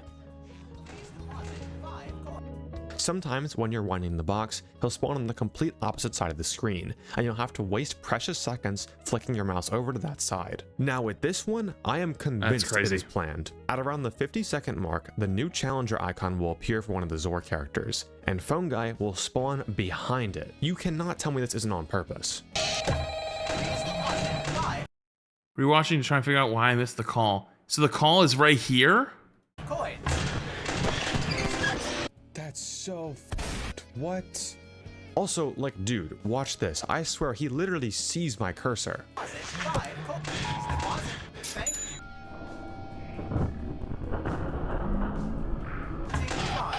Oh, the mute call. Oh no. So, as you can see from all of these insane buffs, Hopeless Pursuit is absolutely crazy. There's a reason that whenever a new max mode is verified and everyone wonders how hard it is, the first thing everyone says is below HP. So with all of that, what kind of strategy can we even use to deal with all of this? The strategy for HP is similar to NDC in a lot of ways. It's pretty much the same cycle. However, like I mentioned earlier, Hopeless Pursuit is all about raw skill in favor of zero RNG or adaptation. So wait, how did they come up with the name Hopeless Pursuit? Out. In the early days is it just of whoever HP, came up with this names it that? Tyrus, one of the contenders to verify it, developed a strategy that details exactly when to open the cameras to start camera cycles, drastically increasing the consistency of runs. These were known as Pyrus cycles, and this was the backbone for all Hopeless Pursuit strategies going forward. Essentially, you wanted to always open the cameras on the interval. I'm guessing that's someone who beat it already, 11, so they came up with a guide on how to beat it. 41, and 56. Though not every cycle is the same. To differentiate these cycles, I'm going to break them up into odd cycles and even cycles. 11 and 41 being the first and third in the hour, so they're odd, and 26 and 56 being the second and fourth in the hour, so they're the even cycles. Now, within the camera cycle itself, there were also a lot of optimizations necessary to keep up with the breakneck speed of the overall cycle. The first of which was how I wound the puppet. Normally, I was used to opening the cams to get Foxy, then clicking on cam 4 and winding the box from there. But you can actually select cam 4, then go straight to the duck system and wind from there. As long as you have cam 4 selected on the camera system, switching to any of the other systems will keep the music box button on screen. And this helps with a load of different I'm guessing you can only wind the music box on cam 4, For one, right? we can look at and assess the duck system while we're winding. That way, we know exactly where that's to go why in it's the ducks attack. once we're done winding. While we deal with the ducks and vents, you can also listen for Chica for much longer, and get a better idea of whether or not the music needs to be changed. This also prevents Freddy might any be burned fast to his Phantom BB monitor. deaths, Yes, seriously. as Phantom BB isn't able to spawn on the duct or vent system. As you enter the vent system, you want to immediately slam the right vent snare as fast as possible. Withered Chica is guaranteed to be ready to attack on every 33-second interval, so you want to make sure that you catch her here. While you're moving your cursor to get to the right. In Vanilla Deluxe NDC and Hopeless Pursuit,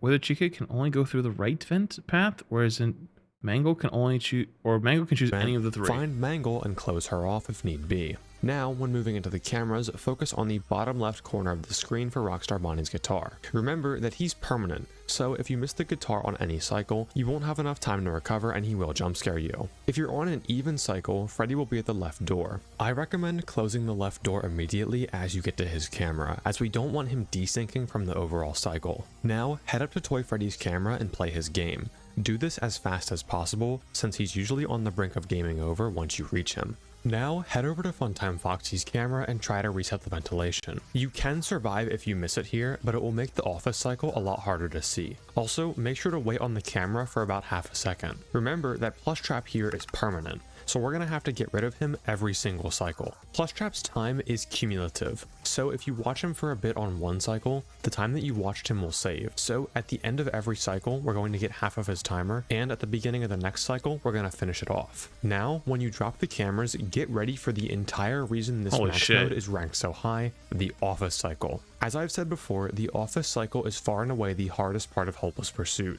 so I'm going to try and break it down as slow as possible. Depending on whether or not you're on an even or odd cycle, you may have to click Me Bird for Rockstar Foxy. Let's assume that this is the an even or odd cycle would mean just like flipping through the cameras. Hardest office cycle possible, right? Because if you can do this, you can do literally any other office cycle. In this case, you're on an even cycle, so we'll have to grab Me Bird, and Bonnet happened to spawn while you were in the cameras. This creates what I'm going to call the chaotic combo. When you drop the cameras all in less than a second, you have to click Helpy, Me Bird, Bonnet, and the wet floor sign, all while avoiding the Night Marionette spawn that overlaps all 4 of these items. While doing this with your mouse hand, you need to press 3 in order to turn on the heater to get rid of Nightmare Chica, as Nightmare Chica will always spawn on Me Bird cycles. Then, after the heater has been on for about a second, press 2 to activate the silent ventilation. Now, once you've moved the wet floor sign, there are 2 I'm guessing you, wait, do you have to turn something else off too? Because I thought you said that you never have general strategies you can use for mouse movement. I like to call them the circle and the wall. The more common of the two is the circle, and I've seen this used by most Hopeless Pursuit victors. You first want to deal with the chaotic combo on the left side, then use the flashlight for about a second for the frettles. Do this while you're on the left side in case Nightmare BB is sitting down. Now move the wet floor sign to the right and follow it with your mouse. Then move it back to the left, flash Nightmare BB if he's standing up, pay Rockstar Freddy, and select the topmost option for Rockstar Foxy to get your 5% power. Then shock Scrap Baby if need be, turn on the power gen and fan with space and 1, then wait until the next Pyrus cycle time and open the cameras. You can kind of see how each item that you have to interact with forms a circle in the office, which is why it's called the circle. The wall is more so just going from left to right and clicking every single threat by changing your vertical position. Out of all of the HP victors, I've only really seen Almohadalus use this strategy for I'm office also cycles. overwhelmed. I would often flip between this and the circle method, but ultimately I found the circle method to be more comfortable. If that sounds like a lot on its own, remember you're constantly being bombarded with door characters and distraction characters during all of this. Honestly, once you've done it so many times, it feels like you can almost stop time when you drop the cameras, just because your brain becomes so conditioned to recognize so many threats so quickly. Thankfully, that is the hardest part of the night, and as long as you know how to do that, how many hours do you think this takes? You can beat Hopeless Pursuit. Though there are a few special cycles that I want to go over. The first is hour changes. Couple hundred? The cam cycle at 56 seconds is generally the hardest cycle. Essentially, you're going to open the cameras and go to the music box like normal, but instead of going to the ducts, stay on the music box camera and wind the box up fully. Then, right before the hour changes, change to Funtime Foxy's camera and watch the showtime. Now, we want to go into the ducts as fast as possible after the hour changes, since Happy Frog is practically going to be crawling out of the duct at this point. Now, when you do this, dude, don't looking at the timer and midway through this probably sounds impossible. Undershoot it. Instead, use Funtime Chica as a visual cue of when to switch. She appears every 10 seconds, so the moment you see her, click to change to the duct system and change the lure and duct around as fast as possible. Now, run through the cameras as fast as you can, since Toy Freddy is going to game over in about 5 seconds. Now, here's what an hour change cycle and office cycle looks like at full speed. 5 coins. Please deposit 5 coins. Please deposit 5 coins. Dude, it's just hit 1 a.m. 5 coins. Deposit 5 coins. Thank you for depositing 5 The only other that was kind of one cycle. You gotta do that. Cycles. That was At 1 15 minute, seconds. You gotta do that 4 times a minute for 6 minutes. 3:11 and 5:41, you're going to have to buy the 3 plushies. The only difference here is that you'll have to quickly glance in Cam 2 to see which plushie animatronic it is. Then, after you get Toy Freddy, click on Cam 7 and buy the plushie as fast as you can. If you haven't already, you should definitely memorize the locations of each plushie and prize corner so that you don't waste too much time trying to buy them. If you can survive I need that, to adapt to the you learn pretty much randomness? all that you need to know for HP. But trust me, saying that and then actually playing it are 2 very different things. I hope so far that this video has been a funny one that you guys could laugh at. Unfortunately, the rest of this video won't be like that. I won't lie to you guys, Hopeless Pursuit was the worst experience I've ever had playing a video game. Everything people say about We're an hour and 10 minutes in, I'm finally gonna get a chance to say it. This looks miserable.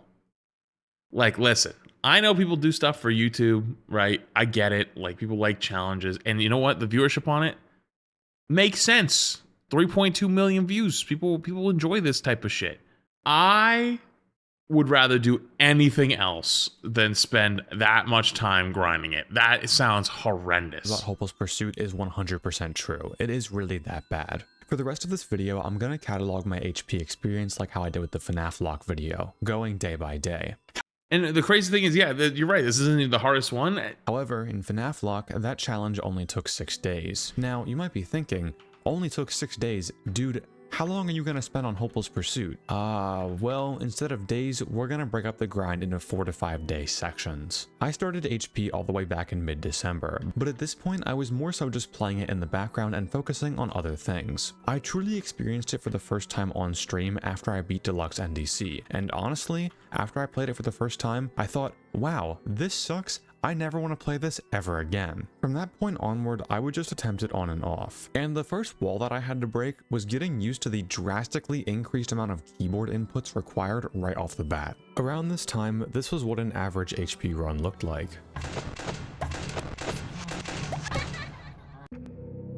Coin farming had become so much harder compared to NDC Deluxe, and honestly, it was probably the most demotivating part of the entire night. I'd estimate that around this time, roughly 1 in 10 runs would even get to the first camera cycle and make it out of coin farming. And these coin farming deaths really never stop. Throughout the entire time I spent grinding this challenge, at best, 2 out of 3 runs were still dying at the very beginning of the night. Now, the reason why I found coin farming so challenging has to do with my muscle and keyboard memory. This is gonna become a reoccurring theme in this video, but Fredbear and especially Nightmare really Is it compared to the version I see on TikTok Lives where they added over 100 plus more characters to the same thing? Keyboard hand. I mean, I don't know what the hardest challenge is. Maybe it is, maybe it isn't, but I pull up the cameras and place my left index finger on the F key for the right vent in order to close it on BB and JJ. Once I pressed F, I would then keep my finger on the F key until I had to reopen the vent. It may look like characters just hit the doors the moment you shut them in UCN from a casual perspective, but in reality, characters actually take 0.5 seconds to leave. They also only have 2 timers, a kill timer and a leave timer, so if you happen to have a door closed and don't fill up the 0.5 second leave timer before the kill timer runs out, the animatronic will just phase through the door and jump scare you anyway. So UCN isn't like literally every other game where they either leave on a movement opportunity or just instantly bonk when the door is shut. So my coin farming muscle memory always told me to keep my finger on the F key in order to reopen the vent 0.5 seconds later. So what happens when in those 0.5 seconds, a character that requires my left index finger spawns? Well, at this point in the grind, my brain would just shit itself and I would die. Hopeless Pursuit has a ton of combos like this with your keyboard. Anytime you have to use the flashlight and Fredbear or Ballora on the left shows up, your ring finger is stuck between the Z and A keys. Anytime that you have to close the front vent and use the silent ventilation, your middle finger is stuck between the W and 2 keys. And if literally any of these things happen, your index finger is stuck between the 3, E, D, C, and F keys. This is why characters like OMC and Lolbit are now ranked as some of the hardest characters in the game, despite never receiving any direct buffs. On the rare runs that did get past coin farming, I noticed an immediate problem around the 30-second mark, and that was the L-chip and Afton combo. We're running into a problem at the 30-second mark. We've just got to the 30-second mark.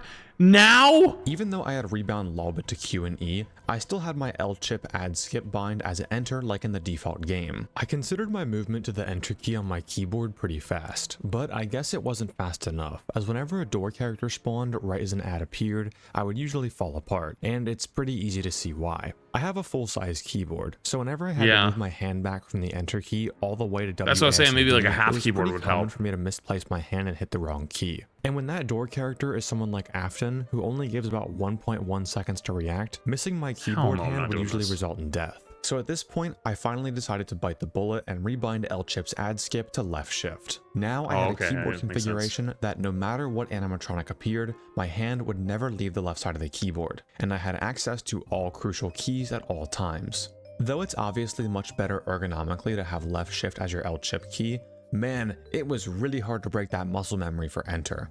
I had played so much vanilla UCN and up to this point used enter in deluxe, it's so always I was hard still to very used to rewrite enter. muscle memory And like every that, time though. I saw that ad flash, I had to restrain my arm from going all the way over to the enter key. After about 1.5 days, Like when I first started playing video games online, like on PC, I had my reload on my mouse button because I had a hard time hitting R, and it took like 2 years of like eventually someday I was like, okay, I gotta go put back to R because I need you. Eventually you realize like a mouse button's very important, right? Like you only get 2 on most of like the good FPS mice. I mean, right?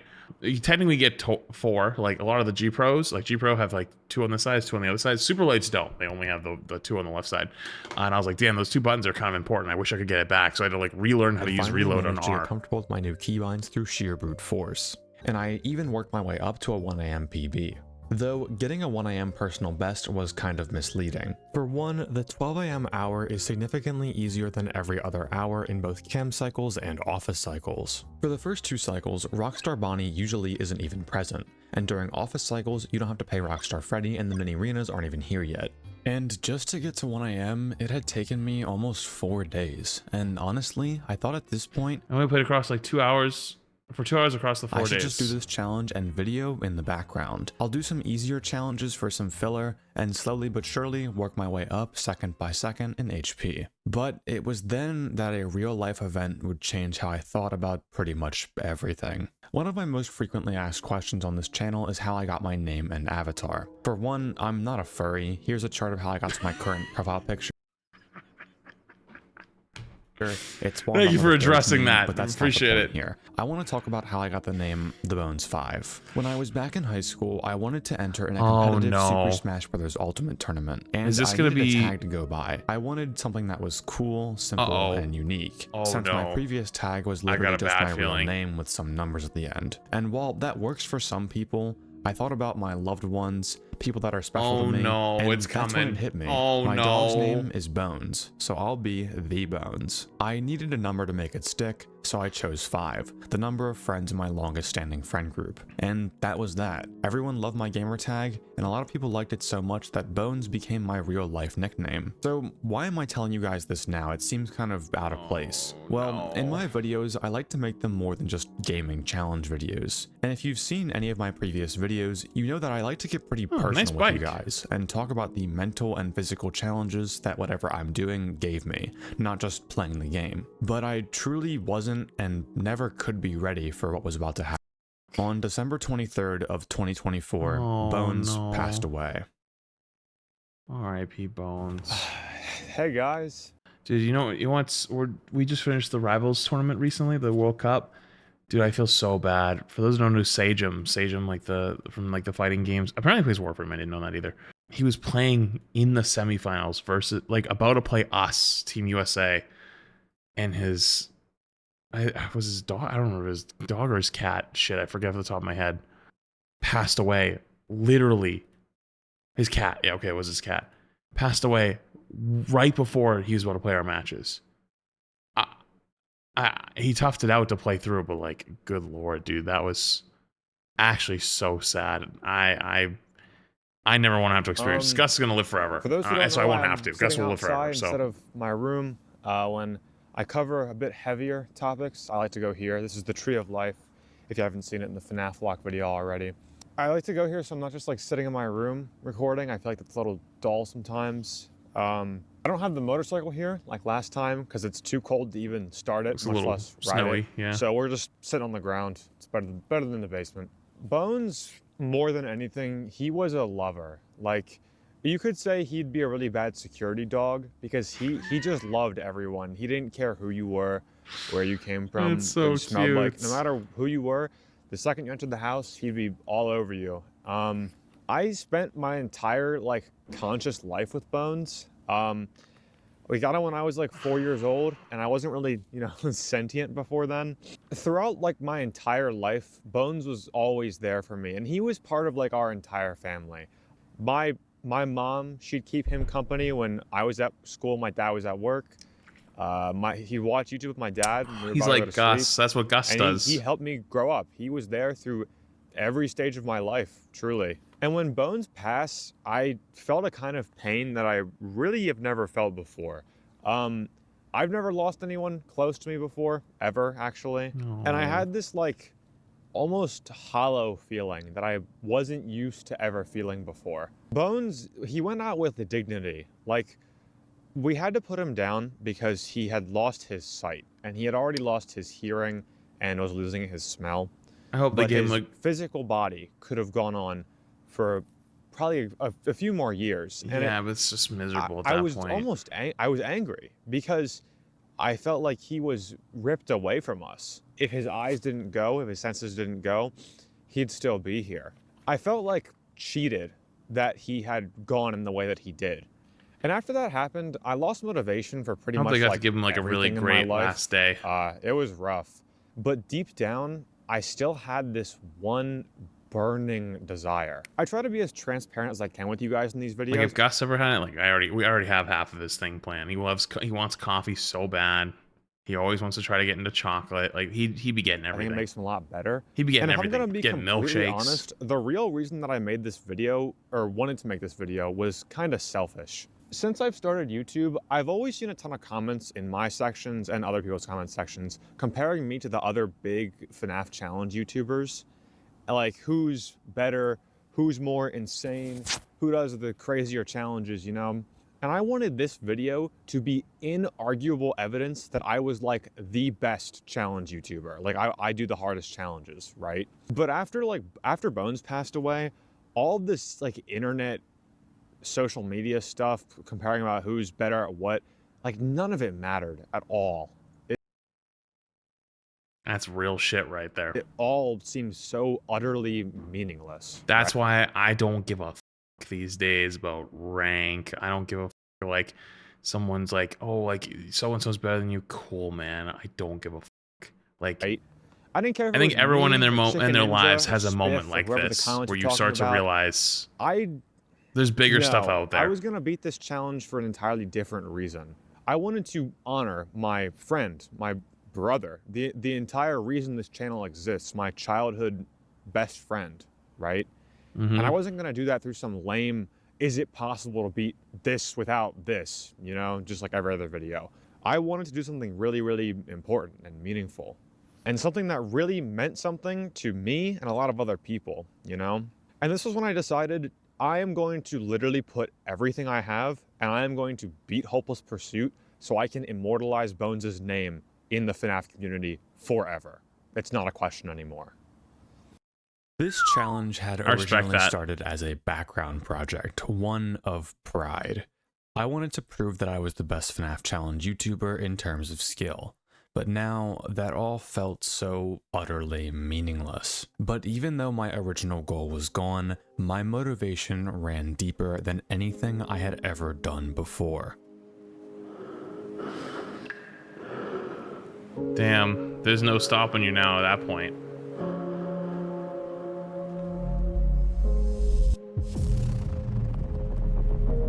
And you're locked in.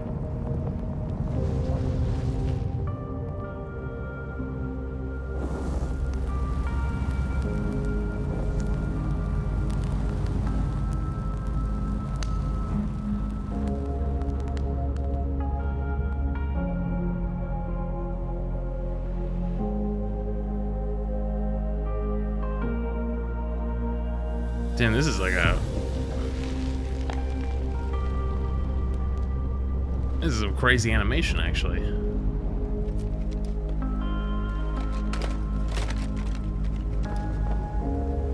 For bones.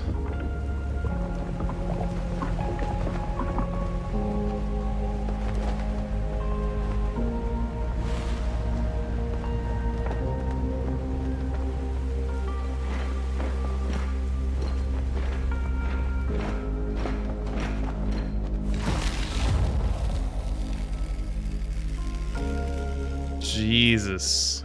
To those of you who wanted to see the true gauntlet or any other video, I'm sorry. In order for me to feel— Dude, it's crazy, like, especially with like a video like this where it's like so much of a passion project. It's like, it's not just a YouTube video anymore. It's like a movie. It had to be the hardest challenge, especially one this long, of doing. I had to beat Hopeless Pursuit here and now, not for a selfish and prideful reason, but for Bones.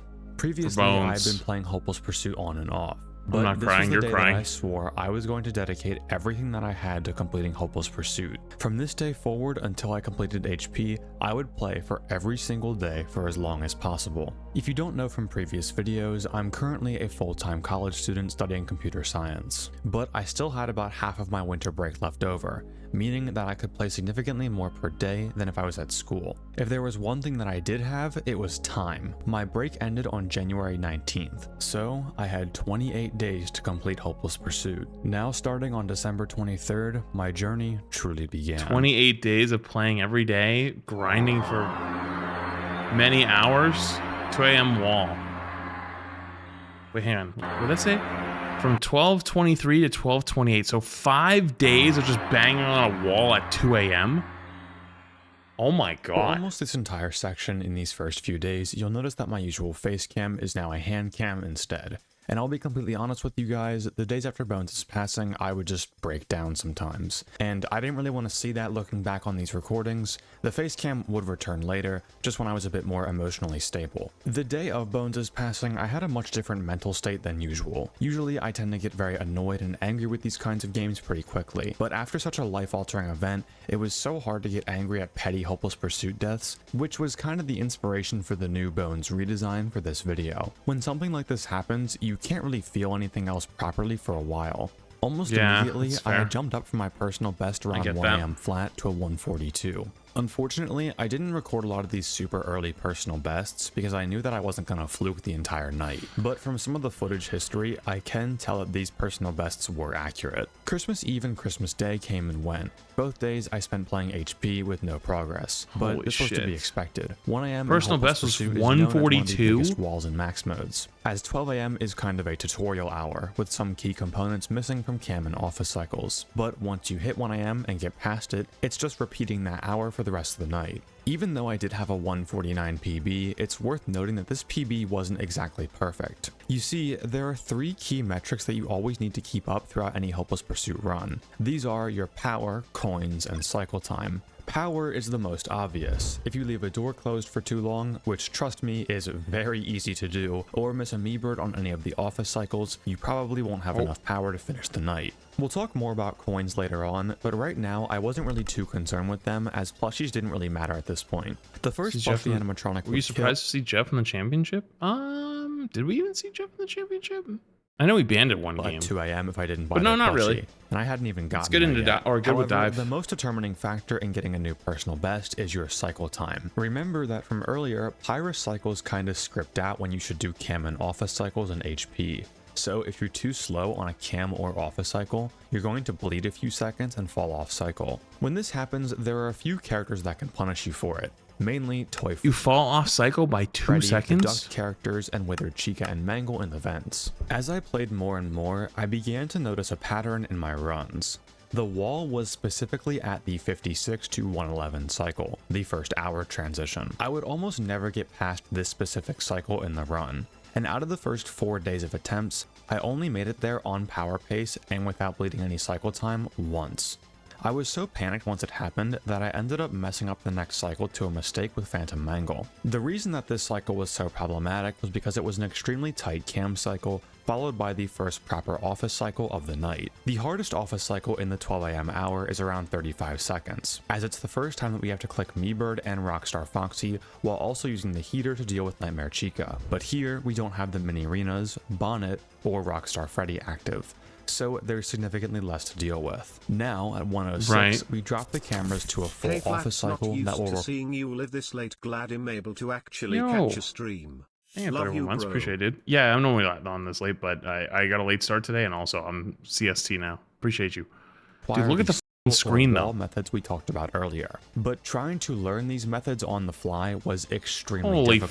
You can't see Usually, anything. I just ended up going in some random order and trying to click everything on screen, which most of the time resulted in a Nightmarionette death. And if I didn't, I would bleed tons of time and wouldn't open the cameras anywhere near the 11-second mark. Mentally, this was a huge struggle, because it truly felt like every run that I got to this cycle was just doomed instantly. There was no way to practice for this specific cycle without getting a run that makes it here. And remember, the camera cycle before it is extremely precise. Usually, you're within 1 to 2 seconds of a Toy Freddy game over. At one point, I did consider trying to make some sort of practice mod, like how PXH Ghost did all the way back when I beat Ragnar Got All challenges for the first time, but that felt kind of cheap. If all of the Hopeless Pursuit victors before me did it in this way, then I was going to learn this way too. So I kept trying and trying with the mentality that if I could just get through this one cycle, I could get through the night. As December 26th passed, I started to realize something. If I wanted to practice the 105 office cycle more, I needed to get as many runs there as possible, even if it meant not having good coins or good power when I got there. I could worry about coins and power later.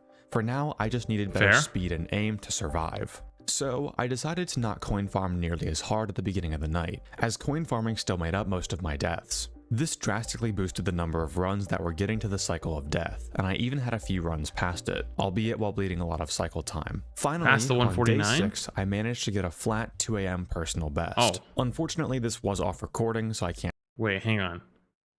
You see, he got multiple attempts that were better than his previous one, the 149, and then finally got to 2?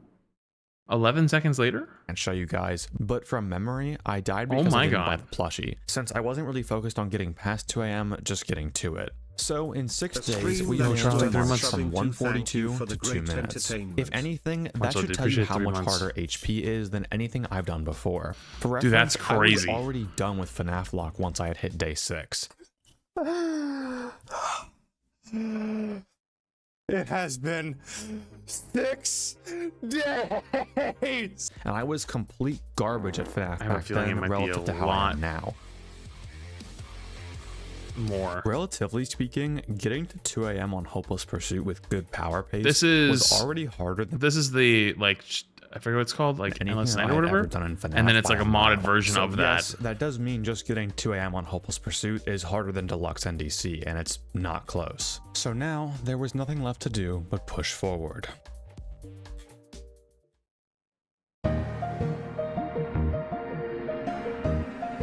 For the next few days, progress was still extremely slow. Every time that I would get a new personal best, it would only be a small march forward by a few seconds. And honestly, this was pretty discouraging. If I was progressing at a rate of 8 seconds per day on a good day, there was no way that I was going to beat HP by the 19th. I still wasn't very consistent with the 105 office cycle, but there were some runs that would occasionally get past it. But as I was having a conversation with my mom at dinner about the grind, she brought up a good point. Also, she comments on all my videos, "Love you, Mom, we're doing this for Bones." She said that even though I hadn't been improving my main personal best that much, my consistency was still getting better day by day. That's Slowly but surely, true! I had more and more runs that were creeping into the 130 to 140 range. I was gonna say maybe it was, you know, like sometimes it's worth taking a little bit of a break from it, but actually W advice, because probably was not in the mental space of wanting to take a break.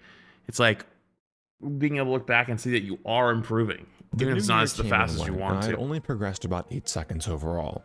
But thankfully, my mental state had gotten a bit better since Bones' passing. Before, I had had a lot of trouble sleeping just thinking about him, and with how much that I was playing per day, I'm sure that I was getting fatigued due to a lack of sleep.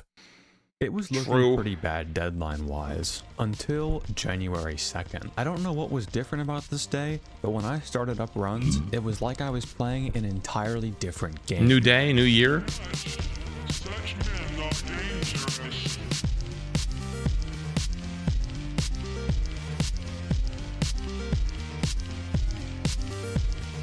He's farming. Wait, 230? 231? 32, 232? 257? 3? 303. I don't know if it was good luck from Bones or what, Holy but shit. in one day, I managed to jump my PB by nearly a full minute. And for the first time, I finally felt a bit of relief in the speed of my progress. The flow state is taken me hitting. 11 days to get to 303, meaning that if I kept this pace, I should be able to easily get HP done by the 19th. So now Well, that I had a personal best that was halfway don't through these the typically night, get I was much pretty worse around optimistic 5 p.m. and I continued my or AM? grind. A reoccurring concept in almost all Love forms watching of his videos are media very is the great and yin entertaining. and Helping me learn a lot yang, about the idea FNAF. of a I agree. balance between light and dark. I've seen a couple They now, say that and they've the all been brightest very lights good. cast the darkest shadows. Well, that 303 run must have been a really bright light because, man, I've never had a bigger wall than 3 minutes and 3 seconds on Hopeless Pursuit. That's how it be though. Sometimes when you get like a crazy run, it's hard to get back to it. Feel things like 53 months. Appreciate you. Long time. But if you look though, he's constantly getting 2 minutes at least. Personal best, I finally felt like I had made some decent progress for once. If I could start getting consistent 3 AMs, the rest of the night shouldn't be that bad. But I think I had mentally tricked myself into thinking this 303 was a lot better than it actually was. You see, it's one thing to get a 303. It's an entirely different thing to get a 303 that's on cycle, on power pace, and on coin pace. Essentially, there's a very big gap between a 303 that could potentially win the night and a 303 where you barely crawled your way to 3 AM. And in this run, I had horrible power, horrible coins, and I was nearly 5 seconds off cycle. I didn't know this at the time, but that 303 personal best would haunt me for the next 6 days. Now that I knew I was capable of surviving this long into the night, I wanted to ensure that the next time I got to 3 AM, I could keep going as far as possible, which means having good coins, good power, and good cycle time. Now, in the strategy portion, I never really mentioned these, because power and cycle time are both pretty intuitive. To have good power, just make sure you don't miss any me birds and don't forget any closed doors. It sounds easy enough, but coins is the hard one. I would look at the usage bar while in the cams and notice, hey, that's not what the power gen fan and cams look like. Then I'd end up closing and opening every single door to find which one was shut and lose like half my power doing it. It's just one of those keyboard torture things that you have to adjust to. Cycle time is pretty self-explanatory, you just have to be fast. Interestingly though, out of these 3 metrics, the hardest isn't cycle time or power. The hardest is actually coins. In base NDC, you barely even notice coins as a threat. You just farm like 20 at the beginning, then naturally you'll earn enough throughout the night that you'll always be able to afford But now you can't see anything. However, in it's Hopeless also Pursuit, coins are a lot billion more things to strict. do. Real quick, let's talk about how absurdly rich you need to be in Hopeless Pursuit. So all 3 plushies cost 60 Faz coins each for a total of 180 coins. And Rockstar Freddy's greedy ass literally never stops asking for coins. So we're paying him 4 times per hour starting at 1 AM. 4 times 5 times 5 is 100, so we need to get 280 coins total throughout the entire night to win. Remember that plushies now cost 60 whole coins to buy, and your coins are capped at 70. You'd think that the increased frequency of door characters would make up for this, since every time a door character hits a door, you're awarded a coin. Yeah, the cap being lowered to 70 is diabolical. Deluxe and vanilla because you could get away with it Coins are otherwise. only awarded when Just you like block hard door focus on characters separately. Like if you get a moment like hard focusing on coins, right? And then you can buy off Freddy from eating your butt, and then also grab For example, let's say Nightmare spawns at the right door and Ballora spawns with him. When you shut the door, you'll hear 2 bonks right away, or 1 loud bonk indicating that they both left, but you'll only be awarded with 1 coin. The reason that this happens is because the sound file of the bonk ending is actually what gives you your coin. So when a second sound cue interrupts that first sound cue, you'll only get 1 coin for both sound cues. This isn't really a problem in vanilla UCN or normal deluxe, because door characters don't spawn that often. But in Hopeless Pursuit, with characters like Nightmare that can spawn every 2 seconds, there's bound to be some door overlaps. Because of stuff like this, you have to farm a ton more coins at the beginning of the night to compensate. By 13 seconds, you want to have about 24 to 27 coins. Then, after you finish the first mini cam cycle, you want to keep farming so that you have 40 coins by 26 seconds. This adds a ton more difficulty to the beginning of the night, but the pain with coins doesn't end there. If you've played through the first hour of the night And the first hour is supposed to be easier. About 64 to 67 Faz coins on the hour change. If you've done everything right, during the next cam cycle, you're going to hit the coin cap of 70 coins. Which means that on top of being the tightest camera and office cycle on the hour change, we now have to buy a plushie in this cycle. So we'll now have to spend roughly an extra 3/4 of a second in the cameras, which means the super ultra evil office cycle at 105 is now even stricter. In earlier runs, I would usually just buy the plushie on the 111 camera cycle, since that camera cycle gives you a lot more time than the hour change one. But if you're actually intent on beating the full night, buying the plushie here would mean that you wouldn't have enough coins at 5 AM for the last plushie, and you could suffer the dreaded 559 death. And this has actually happened. Sero, the third Hopeless Pursuit victor, ended up not having enough coins for the 5 AM plushie and died at 559. Even though I didn't expect to get that far from 3 AM, I wasn't going to take any chances. 559 so 5 is diabolical. This plushie on the first cycle. I also strangely started to have a lot more trouble with Chica, specifically on the 144 interval.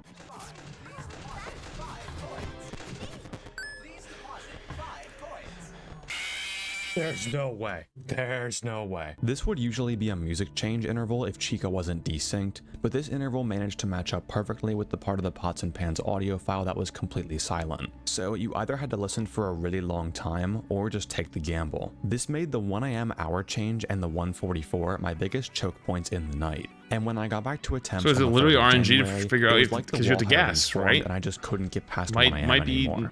needing the change of music, might not be. Pass. If I kept playing, I'd eventually get consistent with it. So January 4th went by, then the 5th, marking 2 weeks straight that I had been playing HP every single day. And now it was really starting to wear on me. Every single day I woke up knowing that I had to play Hopeless Pursuit for pretty much the entire day. Otherwise, I felt like I wasn't trying my hardest to honor Bones' memory. It was at this point that I also started to feel some physical injuries as well. I began to develop blisters on my mouse hand, on my ring and pinky from gripping the mouse. And my shoulders get tired faster from holding out my hands. Wait, did he say how many hours he was doing in a day? Point, I started to get really anxious that I wasn't going to make the deadline anymore. Beating HP by January 19th sure sounded doable when I had first gotten the 303, but now that 4 whole days had passed with no progress, I wasn't so sure. I really needed this done by the deadline to have any hopes of getting the video out in a realistic time span. So I began to alter my daily routine in order to give myself more time to play HP. I would only eat 2 meals a day, and I began working out for 1 hour every day rather than 3 hours 3 times a week. That way I could at least have some form of break in between gameplay. And now I was genuinely wondering, was this the right choice? Yeah. I'm gonna let you guys in on some insider information. You gotta be careful. Challenge YouTube. You gotta be careful when you start cutting like your IRL stuff like this, because like your mental just falls apart. If you want to get as many views as possible, you have to find a challenge that is really easy to do but sounds really hard. If you want proof of this, look no further than my own channel. My most popular video is beating FNAF 4 without using the doors, despite this being the easiest FNAF challenge that I have ever done. Wait, what? Wait, bro, the whole reason we were watching this is because Wait, I thought that was hard. All of the is it possible to beat this without this videos are like this. And I was kind of shaken up after realizing that I wasn't going to hit my proper upload deadline. By the 2-week mark on any normal video, I would have already beaten the challenge and had the script fully complete. But here, all I had was a 3 AM at best with no signs of progression. I was thinking back to the earlier phases of my channel, the FNAF lock days, where Toy Bonnie was the hardest enemy on this channel. And now it was just this.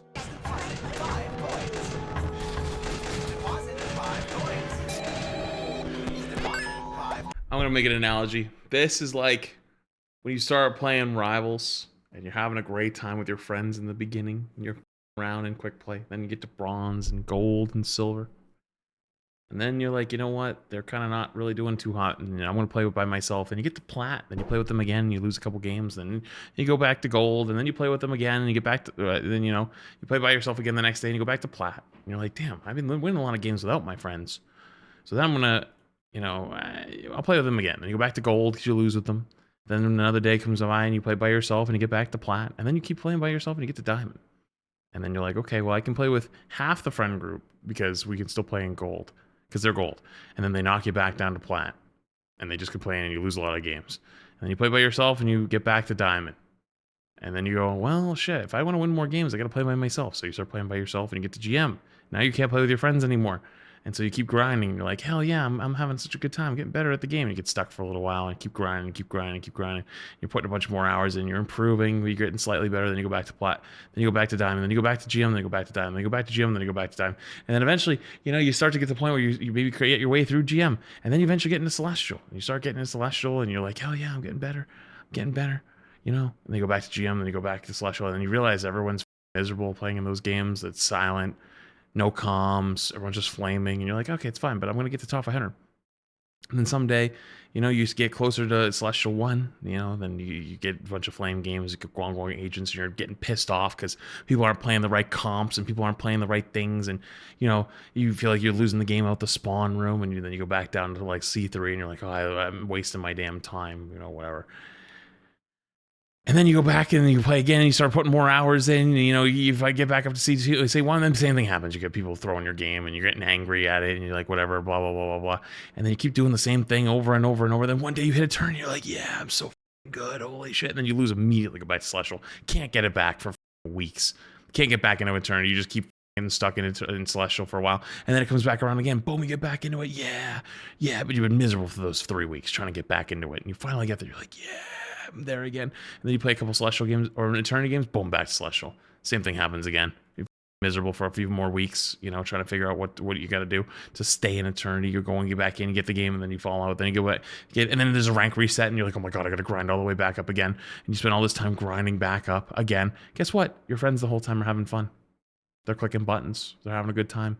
You're miserable grinding out these ranked games, grinding out your rank, and then guess what? Eventually, at some point, you're gonna hit it. You hit one ball. Yeah, I'm top 500. Yeah, and then you instantly lose it, instantly. And now what? You gotta grind for it again, and you realize as you're grinding through all of it, you lost all that joy and whimsy you had playing with your friends. For what? For the rank at the end of the at the very end of the goal. And then you start to question, why am I doing this? And then you have 3 paths to take. 1, you just go, I enjoy improving. And you keep doing it. 2, you go, I want to be a pro player. And you push yourself even harder. Or 3, you go, shit, this isn't actually as good as I thought it was going to be. I'm going to try to rekindle that fun part again. Why does this pertain to this? I think you start to realize, you know, probably in the beginning when you first started playing, you had so much fun. You try these challenges, you do all these other things. Like, yeah, it was great. But now you're doing like this insane level challenge and you're grinding yourself away to the point where you're driving yourself insane trying to complete it. And you're like, damn, why the f am I doing this? I guess you could say this had shown how far I had come. FNAF Lock was literally nothing now in terms of skill. But I don't know, in a strange way, I kinda missed it. Ultimately though, I had to remember that I wasn't doing this for a successful video. Sure, it would be nice if the video did well. I really wanted this video to be the one that defines my channel from here on out. So liking, commenting, or subscribing would mean the world to me. But in the end, this video was to honor Bones, and it had to be special. I haven't even finished it yet, but I'll do it. Trying to scale this impossibly tall personal best wall. I didn't realize at the time, but the reason that I was stuck was buying the plushie at the 056 cycle. And I'm sure my consistency had been getting better, but my brain was still so focused on that HP best time number that stared me in the face every time I wanted to start another game. On January 7th, 16 days in, I still hadn't scaled the wall. But I had hope as I was finally getting some improvement in my average run. Having a high personal best is one thing. Yeah, the average is improving is probably the most important part. But getting a higher average run means that a personal best is right around the corner. And on January 8th, 17 days into my HP streak, this happened.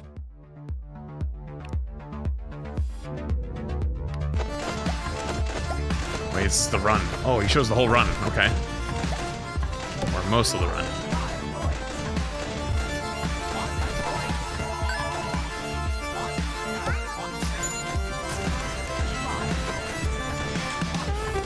.204.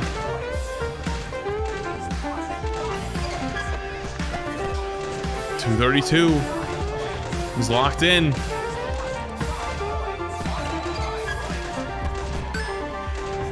.305, .306, .306.9. New PB. The wall has been broken. By 1 second. Holy f. By 3 seconds, the wall has been broken. I guess it was 3. For 6 days, I fought tooth and nail. playing every day with all I had for 3 seconds. And though it may seem like a small step, this was huge. My average run past coin farming was now a late 1 AM to early 2 AM. Now I had so many more chances to get up to that 3 AM. And this wasn't just another fluke. This was proof that I could consistently reach 3 AM. I managed to once again reach 3 AM with a 3:12 on that same day. 3:12. Wait, big improvements. On cycle 2. Things might not have been looking good deadline-wise, but at least I finally had a fighting chance to actually beat the mode. After finally breaking the 303 wall, I was in good spirits. And the next day, I proved it, jumping all the way from 312 to 348 with another fluke. Once again, this was another big jump in personal bests. But this time, I knew what to expect. I knew that for the next day or two, I probably wasn't going to get any personal bests as I had to work my way back up from the fluke that I had just gotten. So I kept grinding away, getting more and more runs into that mid 2 to low 3 AM range. And I'm guessing this is also the same like other FNAF runs where when you get to 5 AM it gets even crazier, right? And I was starting to realize that the stress of beating HP by January 19th was just going to make me play worse. At the pace I was at, I wasn't going to make it by then. And I think I just had to accept that. And then everything changed. 354.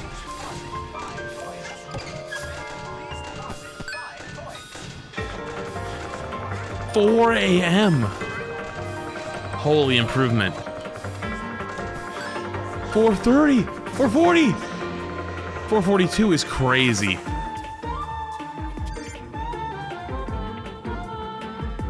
The smile, though. Crap. 442. Holy shit. Another extra minute. Almost 5 AM.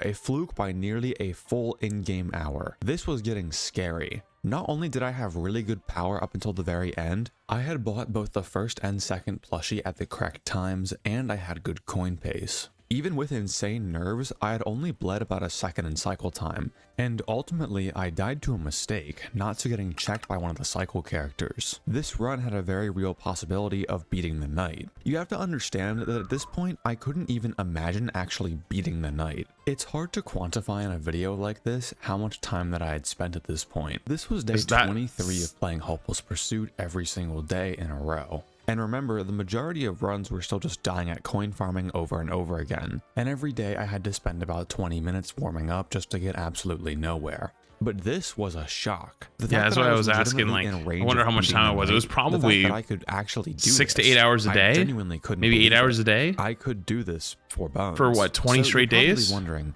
these 23 days. Personal bests that I've gotten were followed by massive walls. Would that be the same? 8 times 23. Wait a whole nother week and fight for a few more seconds.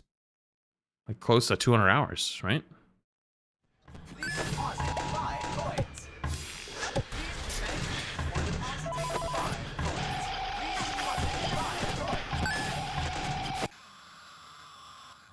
Let's see how many pieces I can cut you into.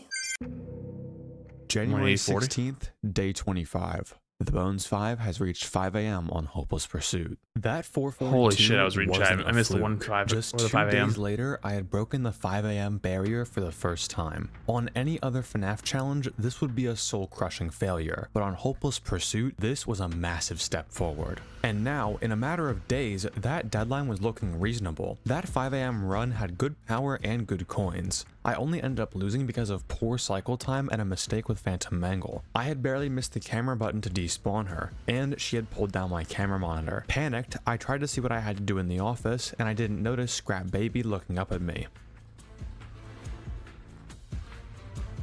At this point, we were on day 25, January 16th. Did you ever notice that, though? 3 days left to beat the night before I had to go back to college. I knew that going back to college, adjusting to a new setup, and beating it there would delay this video more than it already had been. But this personal best may have also led to my greatest mental downfall. When I was still stuck on the walls of 303 and 348, I had come to terms with the fact that I probably wasn't going to be able to beat the now night it's on back. time, Now you started and back up I'd again. have to beat it at college. But now it was do or die. I needed to beat it here. And that activated one of Hopeless Pursuit's biggest strengths, nerves.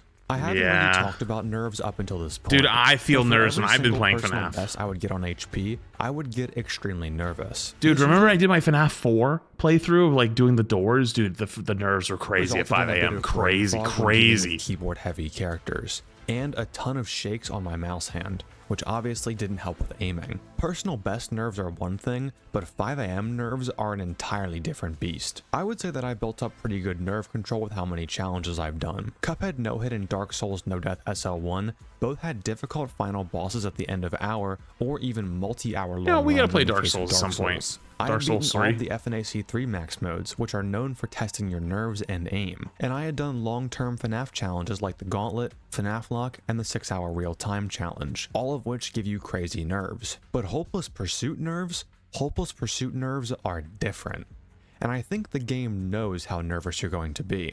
You see, the game pulls a very clever trick on you once you reach 5 a.m. If you remember earlier when we were talking about the ducks and vents for the first time, you'll see that every character has been given a new and distinct icon to make it easier to see who's who. Well, once 5 a.m. hits, the icons in the ducks and vents will revert back to their original vanilla forms, along with the retextured Golden Freddy. What? If you take away nerves, this doesn't affect your gameplay at all. Remember, the ducks and HP are just an aim test. You just change the lure around and you don't really have to think about it at all. And the vent icons are still very distinct. But what this change does is that it lets you know it is 5 a.m. and you can't ignore it. You can't just imagine it's an earlier hour. And wow, it does its job well. I feel like now is also a good time to mention, my opinions on difficult characters had switched drastically now that I'd gotten so much better at HP. If we look at the list of tier 1s that I had previously made, you'd see that I put a lot of weight on aim-based characters. In fact, the entire top 4 were all aim-based. But now, I felt like that had changed. Nightmarionette and Office Cycles as a whole weren't really that difficult for me aim-wise, since I had now fully mastered the circle method. But keyboard characters were an entirely different story. Door characters, OMC, and Lolbit were all giving me a lot of trouble, especially in the later hours where I was known to choke. Let's take an example of an Office Cycle. Dude, the chokes always feel so this bad isn't too. Particularly far into the night, but it's a good example. Now, whenever I would play HP, I'd always have a small internal cue in the back of my brain telling me which characters I had to prioritize and deal with first. In this specific instance, characters like OMC and especially Lolbit overloaded my queue, and I kind of forgot about Nightmare until the very end. Then I wasn't fast enough to get rid of Lolbit and OMC to deal with Nightmare. And nerves really only amplify this. If I could control my nerves, Hopeless Pursuit was in reach. I ended up getting that 503 pretty late in the day on the 16th, so I just decided to prepare for tomorrow as the day that I should beat it instead of attempting more runs later into the night. Well, generally, should beat it's a big expectation upon upon yourself, the best hours though. for playtime. Most likely because I was already warmed up and not quite fatigued yet from multiple hours of playing throughout the day. Earlier during the 303 wall section, I had mentioned how I started to develop blisters on my hands from playing so much. Usually, these blisters would fade as I slept, then when I woke up, my hands would be healed enough to play for the first few hours of the day, then the wounds would start to irritate again. Realistically, this probably wasn't a good approach. Just taking one day off could have made a world of a difference, but I was so set on the mindset of if I take a day off, I am not honoring bones, and then I just couldn't. So after I had my warm-ups for the day, I started my runs. At this point, it was the 17th of January, and I had put a lot of pressure on myself. Dude, one to day beat off could have Hopeless done so Pursuit much on wonders this too, specific probably. day. Every day of my winter break, I had spent either editing the previous video, then playing Hopeless Pursuit every single day. If I could beat HP today, I'd at least have 2 days where I could finally take a break. And slowly but surely, it was looking that way. I had bought the first plushie on time with 10 coins left over. The best possible scenario. I completed the cycle of death without much struggle, losing no cycle time. I was able to hear the 144 Chica and got past that. Then down went 2 a.m. and then 3 a.m. The moment I bought the second plushie, nerves began to kick on, but I kept playing. I passed 4 a.m. on cycle, and with good power. In fact, I wasn't just on power pace, I was 6% ahead of it. I maintained cycle time all throughout 4 a.m, and for the first time ever, I entered 5 a.m. on cycle. During the 503 personal best, I was around 5 seconds off cycle. So this was a drastic improvement. I almost got caught by Phantom Balloon Boy right as the hour changed, but I reacted quickly. For the first time, I actually saw the visual changes. It shook me to my core. My body was freezing up, I was shaking, but I was still on cycle. And I was still playing. This was it. This was going to be it. This was what I was fighting for this whole time. Most players No get way 2 he or fails 3 on like 5 AMs before 50-50. winning. It's realistic. The past month that I had spent fighting day in and day out. Oh, it's gonna all be a built up to heartbreaker. this. Like Everything 3 I had fought seconds or for something. To honor Bones, it was perfect. I was thinking to myself, this would be narratively perfect for the video. I was going to be free. It was finally going to be over. Oh. But as I opened the cameras for the 11-second cam cycle, all of my nerves went away, and I realized this was real life. I am not in a movie. This isn't a written story, because I only have 40 coins. And Nightmare Bonnie, he wants 60. By the time I hit Rockstar Freddy at the next office cycle, it hit me. In order to be on pace to win with coins, you need to have about 35 to 40 when the hour changes. But I only had 38, and it was almost halfway through the hour. No matter 35 how to 40 well I though. played, this run was doomed. When I Wait, realized what 35 was to going 40 and he on, had I 38. think my What? body just instinctively gave up. I died from some keyboard mistake, but that really, at the core, wasn't the reason. I think I just didn't want to have a 559 death so badly that I internally just threw the game away. So what went wrong? How did I lose so many coins? When I bought the first plushie, I had 10 coins left over, which is the literal best case scenario. But between the hours of 1 AM to 3 AM, I had so many door character overlaps and lost so many potential coins. Not only did the vent characters clump up a lot, but I also have this weird habit where I always close Freddy's door right when Nightmare Fredbear spawns, which takes care of both of them with one door close. I always try to naturally be very power efficient when I play, and this is the more power efficient move, but every time that I did it, I'd lose one potential coin that I could get from blocking them off separately. And doing this throughout these first 2 hours led me to reaching the 311 cam cycle and not having enough to buy the second plushie on time. Instead, I had to buy it on the 3rd cycle of the hour, which is normally when you'd buy the 5 AM plushie. And from here, I didn't really have a way of getting more coins. So I ended up not having enough by the end. I was so close, but at the same time, I was so far. And the worst part was that I really didn't know what to do. I had coin farmed as hard as I could at the beginning of the night, and clearly it had worked out. I had as many coins as possible by the first plushie, but I was why can't he do so it many potential coins at the end? naturally over Because time. there's not enough time, there's too much going on?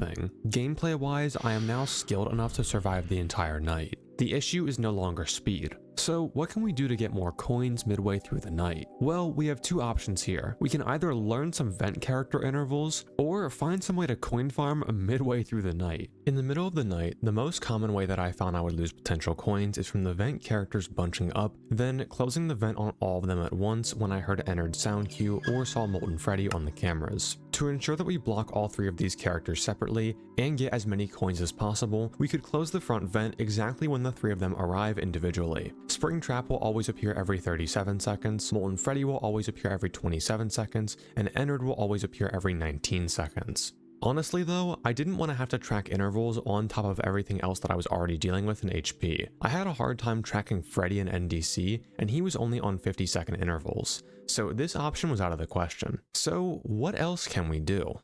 Please deposit 5 coins. Please deposit 5 coins. He's coin farming mid-round?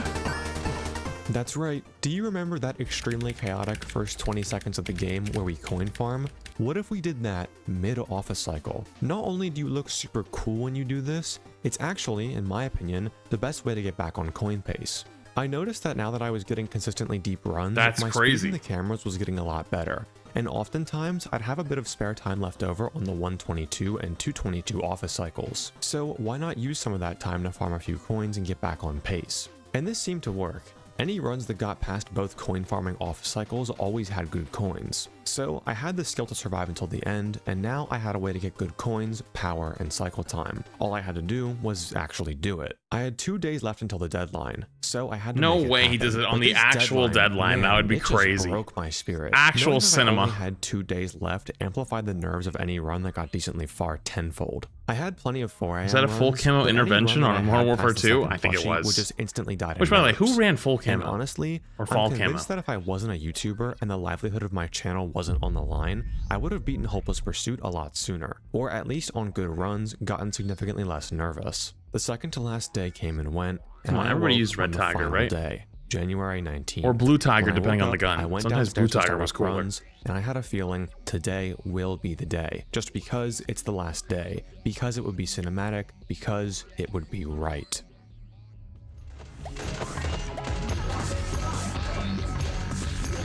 He's locked in. 1 a.m.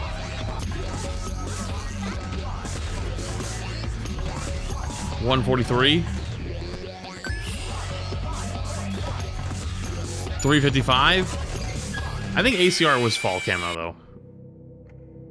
I think like shotguns. This is real life. Barrett Once 50 again, cal I was like a forced red to Tiger realize gun. That Actually, no, no, it might have been a I Blue really Tiger can't gun. beat Actually, it today. I had spent almost all the time that I had the past 2 days on Hopeless Pursuit, and mentally, physically, I just couldn't do it. I had stressed earlier how bad the 303 wall was for my mental state, but the final wall of actually beating the night was on an entirely different level. I was forced to accept the fact that this video is going to take a long time, and just trust that my audience will be patient.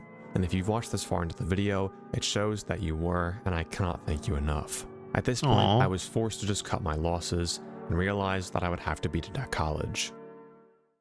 that's gonna be so much harder though.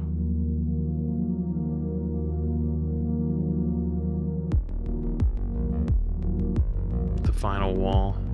Being back in the college dorm, I was both nervous and relieved. For one, the deadline didn't really exist anymore. I had failed to meet it, so now I was just wondering which day it was going to happen. My biggest fear was that I wasn't going to be able to adjust to a new setup, and that my skill wouldn't transfer very well. But thankfully, I was able to prove that wrong on the very same day, as I managed to good. get a 4 a.m. at the college setup. I knew that I had retained my skill. I love the guy in the Now, background. all I had to The do roommate was pick up probably. where I left off. On the 21st, I crossed over the 30-day mark for total. Can I be real with you for half a second? Dude, nothing was worse in college than having roommates. Hate to say it, dude. Like I had a couple, like I had like one, actually that's not true. I did and I didn't. My freshman year, I had a single room. Then I transferred my sophomore year. First half of the semester, the guy didn't show up. He literally just never came to college. He was like from China or something. Like he was like some like extremely like rich kid that like apparently like transferred in, had the like I learned this from the guy who was like the guy who like the RA, not the like RA, the guy who actually was like not the RA like that works in the building. I mean the guy who legitimately ran where everybody lives. He told me, he was like, yeah, he paid for school and everything. He just never showed up.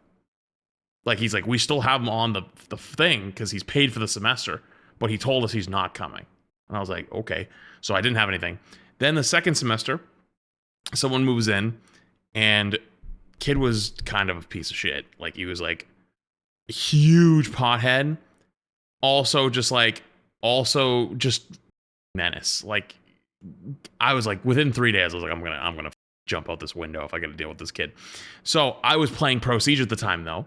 The guy, that's how I learned about it because I talked to him. He moved me into the seniors townhouses, but I had to live with an RA. And I got a single room because he was like, you're not supposed to technically live down here unless you're 21. But I had the prosthesis thing going. He was like, you know, you need good internet. So I moved in there and I lived there for the rest of my sophomore year.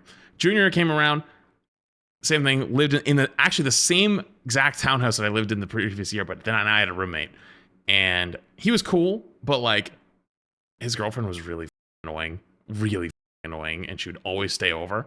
And like they would like take he wouldn't do it. I knew it wasn't him. I knew she did. She would like sneak shit from like my stuff. And I was like, I'm done with this. I'm over it. So I actually moved home and started commuting from home at the time. And so I literally like never actually lived with a roommate for more than like a week.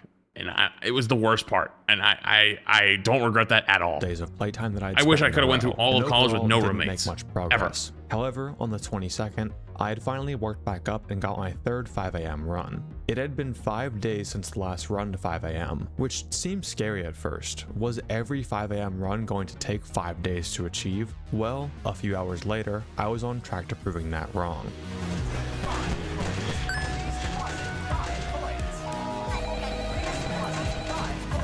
5 coins. 518. He's got 53 coins. He's almost there. This was the classic fail of keyboard overloading and the queue system that I mentioned earlier getting messed up. The moment that I had pulled up the cameras, Nightmare had spawned. but I was visually focused on Orville being right at the duct entrance. And then Afton completely overwrote the idea of Nightmare in my queue and I ended up folding. My keyboard hand and mental state were just too shaky. But this did show one thing. But it was a good run though. I was honestly better at my college dorm than at the home setup. It might have had to do with some nerdy stuff like the monitor distance or seat height, or honestly just the fact that I was forced to take breaks to go to class and do college stuff. But that's probably the back big at one. All my recent challenges, I'd beaten every single one here, so maybe I was just better acclimated to this setup. And the next day proved it. A fifth 5 a.m., this time to Funtime Foxy. I was getting a 5 a.m. every single day, sometimes even multiple in one day, with all of them having good power and coins. I could feel that my skill was increasing, and maybe soon I could break the final wall. Day 33, January 24th, was the first Friday of the semester, so I knew that I had to make it count, and off the bat, I did. Right after I had warmed up, I managed to get a 516, dying to Chica because I had forgotten to change the music on the previous cycle. This definitively proved that 5 a.m.s were no longer flukes. They were consistent. You do it consistently, and the next one had potential to go the whole way. At this point, the wall was still 530, and it had held for 527, 6 days. And I was really hoping that the next 5 a.m. would be the last. 533. Oh, he's already beat it. Hello? No! 540. Come back. Oh my god, what? I opened that shit like 1 frame too early, bro. As per usual with Hopeless Pursuit, every time I heard him, he opened the door a frame early. By a few seconds, no matter how far into the night we are. That's crazy. At long last, the 7-day 530 wall had fallen to a 540. Now, if you were listening closely, you might have been confused as to why I even died here. You can hear the vent door shut. Yeah, I heard it. And then Afton just kills me anyway. Well, would you believe me when I said that I opened this door 3 frames too early? That's right. Pretty much the only thing standing between me and finally being done with this hell was 0.05 seconds. I'll say it now, Afton is the stupidest door character in Ultimate Custom Night. So remember earlier how I said that every door character leaves after 0.5 seconds with their door closed? That is not the true first for person to beat every it. door character except for Afton. Afton instead has a timer that starts at 70 frames and counts down. Once that timer reaches 1, he'll check if the vent is closed, and if it isn't, he enters and jump scares you. When you're constantly being bombarded with door characters and HP, and literally all of them leave on this 0.5 second condition, Afton completely destroys this muscle memory. He seems like he's fast when you want him to be slow, and he's slow when you want him to be fast. But this specific death, this one wasn't just an ordinary keyboard overload death. This was different. You see, when I play HP, the motions that my hands make need to follow a rhythm of some sort. It's kind of like the classic pat your head and rub your stomach test, where you have to do 2 different things with your brain. So for me, when I'm clicking things with the mouse, I'm always going to sync my clicks with keyboard inputs. You can see it as early as coin farming. I always open the side vent as I click Helpy. So watch as my mouse slowly makes its way up to Rockstar Foxy's 5% power, then the moment I click that, my brain has to click the F key, and the vent is open. All that I had left in this run was 1 singular camera cycle, buying the last plushie, and that would be it. Even though I was upset about this fail, that wasn't even the first 5 a.m. of the day. But like, go again. Multiple 5 a.m.s per day. You're getting a bunch of them, yeah. Too long until I had another chance. But would you believe it if I told you that wasn't even my worst fail in Hopeless Pursuit? There's another one? Uh-oh. 545, 446. 552. Oh no.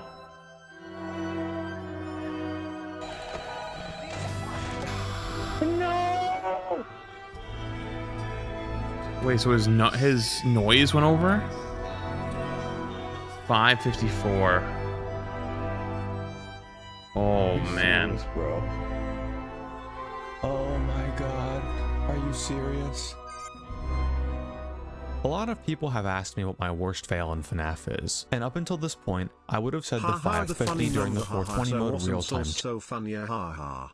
Nice. Jesus Christ. December thing is 69 months. Challenge. Nice. For those who don't Appreciate it. know, this past summer I made a video where I beat FNAF 1's 420 mode in real time, so it actually took 6 hours. And in that video, I ended up dying at 550, wasting 5 hours and 50 minutes of my life. When I first had this fail, I wondered, even if I got 559 on HP, the hardest challenge at the time, would this still be the worst? And I thought, yes, surely it was. It was a 5 hour and 50 minute fail. And I was wrong. The 6 hour fail may have cost me 5 hours of my life, but that challenge itself only took me 1 day. And this was day 33 of Hopeless Pursuit. The moment after this run happened, I was forced to go to class, which killed all my momentum for the rest of the day. And in my head, I was just repeating, why didn't you grab the guitar? Why didn't you grab the guitar? Why didn't you just grab the guitar? It was so easy, literally right there. The reason that I think I missed it was just due to nerves and finally reaching the last plushie. When I opened cams on the 541 cycle, the only thing that I was thinking of was buy the plushie, you better not forget to buy the plushie. But I had totally forgotten Rockstar Bonnie. And once I got to the end of the camera cycle, I just thought, you have to get out of the cameras as fast as possible so the masked characters don't kill you. Get out now. But I had just totally forgotten about the guitar. The rest of the day, I was still getting relatively consistent runs, but that 1 hour period right before I got the 554 was clearly the prime of the day. And ultimately, with 4 or 5 AMs that day, I couldn't close it out on day 4 in 33. 1 day though? That's actually Sunday, pretty impressive. January 25th, 2025. I awoke and immediately got another 5 AM. No consistency was lost. On This the was first last game, day it's of the crazy. Weekend, so if I had any time to finally close it out, it would be now. With how long that I had been playing, I'd estimate that I was around the 100-hour mark. I had spent the past month straight playing Hopeless Pursuit. It had been a full month since Bones had passed away. I had suffered through mental walls and physical ones. And at 2:45 PM, I gave Hopeless Pursuit one more try.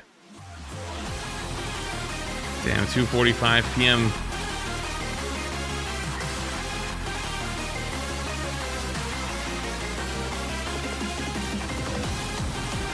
Oh, it's coming.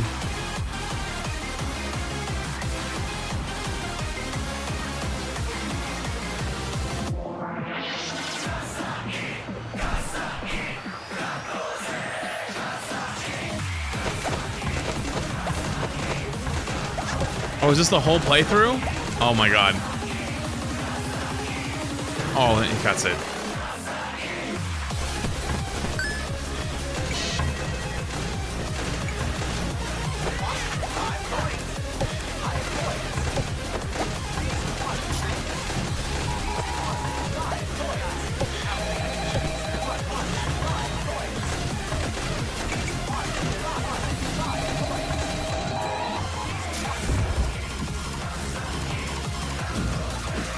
Nah, Bonnie being the guy to fight there is crazy.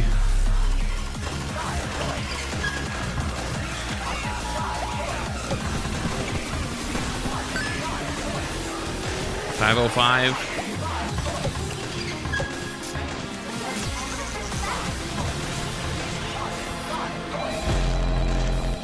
How hard could this game be? You just gotta press buttons in the right order. It's like a kid's game. Yeah, okay.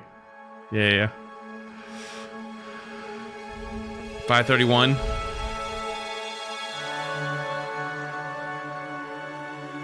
$550. 55, 56, 57, 58, 59. Oh my god, I beat Hopeless Pursuit. Oh my. Oh. Oh my god, I beat Hopeless Pursuit. Oh my god, I beat Hopeless Pursuit. Oh. Holy. Yeah, I'll do his additional reaction again just in case. Oh my god, I beat Hopeless Pursuit. Oh my. Oh. That's crazy. Oh my god, I beat Hopeless Pursuit. Oh.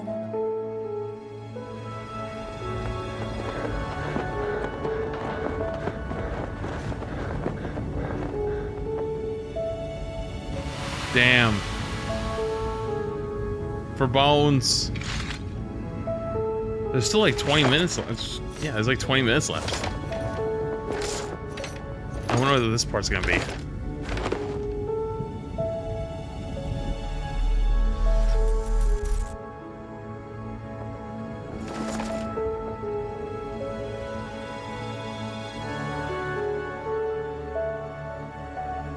He beats it on hard mode? Wait, what? Wait, what do you mean he beats it on hard mode? I had finally done it.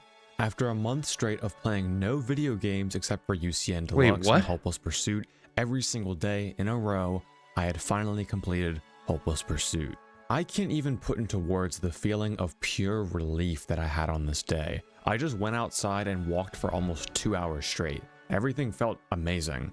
And I want to give a huge thank you again to Firefuel for helping me to get this far, and teaching me everything about this game. So, was that it? Was this really the end? Had I reached the eternal peak of my channel? I thought so. I began scripting this video and editing it for the next month. All throughout January and into February, that was the narrative that I was going to go with. That it was finally over and I could rest. But it wasn't. Way. Throughout this whole video, I referred to Hopeless Pursuit as the hardest FNAF challenge ever, but that actually isn't true. Hopeless Pursuit was the hardest FNAF challenge when I started practicing for this video, all the way back when I started Vanilla UCN, and since then, it had moved one spot down, dethroned by Ultimatum. At first, this didn't bother me. Ultimatum is the max mode of UCN Recode, a different mod of UCN, and victors of both Ultimatum and Hopeless Pursuit say that they're roughly equal in difficulty, but Ultimatum just barely beats Hopeless Pursuit out. And as I was scripting and editing this video, as the weeks passed, the thoughts in the back of my mind slowly crept up louder and louder. You didn't beat the hardest FNAF challenge, you lied in the title, you didn't honor Bones. And eventually, I couldn't ignore it any longer. As of writing this script, I have no idea this video is going to come out. It's already been far longer than it should be, but I was willing to take as long as I needed in order to truly honor Bones. So where do we go from here? Are we going to have to learn a whole new game, then the HP level max mode of that game? No. I'm not going to resort to Ultimatum. If I want to honor Bones, I'm not going to beat the top one, I'm going to surpass it. If Hopeless Pursuit isn't harder than Ultimatum, then I'm going to make it harder than Ultimatum. This is Hopeless Pursuit Pure Greed.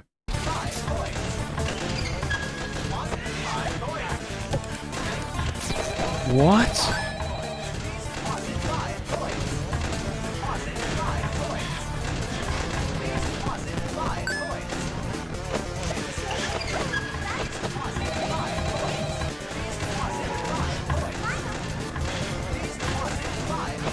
Wait, what do you do to make it harder? How could... It looks much faster now. That's right, if Hopeless Pursuit isn't the number one, then I'll take it beyond number one with self-imposed challenges. In NDC Deluxe, there is a challenge known as Pure Greed, where you have to save enough coins throughout the night to not only buy the 3 plushies to survive, but also buy the death coin and have the full 99 coins left over when you complete the night.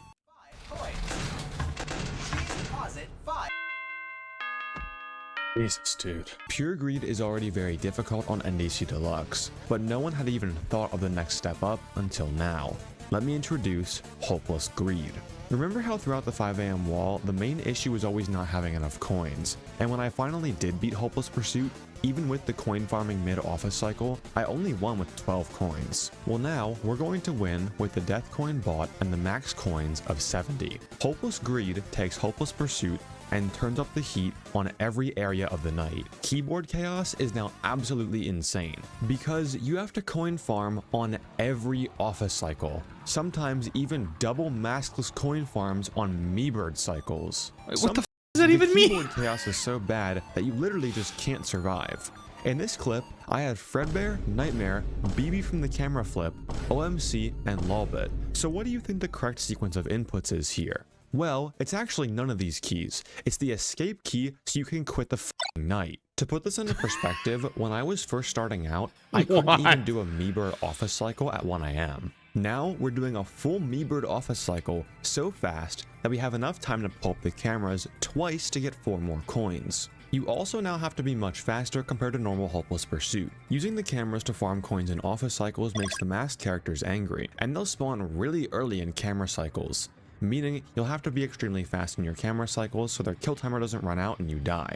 So you'll need better speed and aim. Combining all of this, I'd say that Hopeless Greed is roughly 1.5 to 2 times harder than normal Hopeless Pursuit, which means that this is the definitive hardest FNAF challenge ever as of recording this video. As of starting Hopeless Greed, And it's not even top 10 Hopeless anymore? Pursuit about 20 times, and I can confidently say it's a pretty big difference. I even went ahead and did Hopeless Pursuit is Dead, which takes inspiration from the Geometry Dash community and means that you did something 3 times in a row. Points. Oh my god, what? What? HP is dead. Yo, no fucking way, dude. HP is dead. What, bro?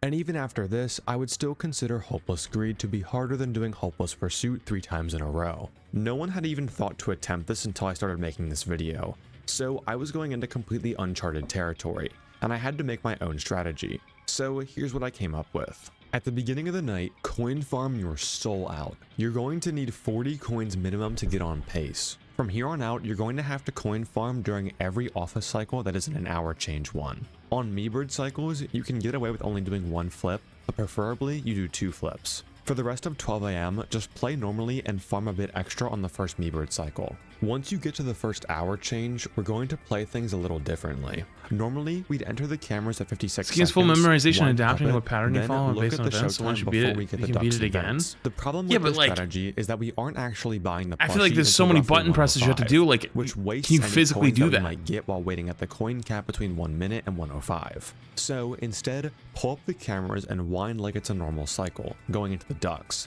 Then return to Funtime Foxy's camera after the vents. Now, the moment the hour changes, see which plushie is in the hallway and immediately purchase it. This will ensure that we're at the coin cap of 70 coins for as little time as possible. Now, from this point forward, try to farm 4 coins using 2 flips on every camera cycle. But when you're coin farming, make sure to pay really see One close Night at attention to Froggers? Scrap Baby, who Australia's is now one not of the that harder bad, characters dude. in Hopeless Greed. Sometimes she can look up on your farming flips and completely end your run without you even realizing it.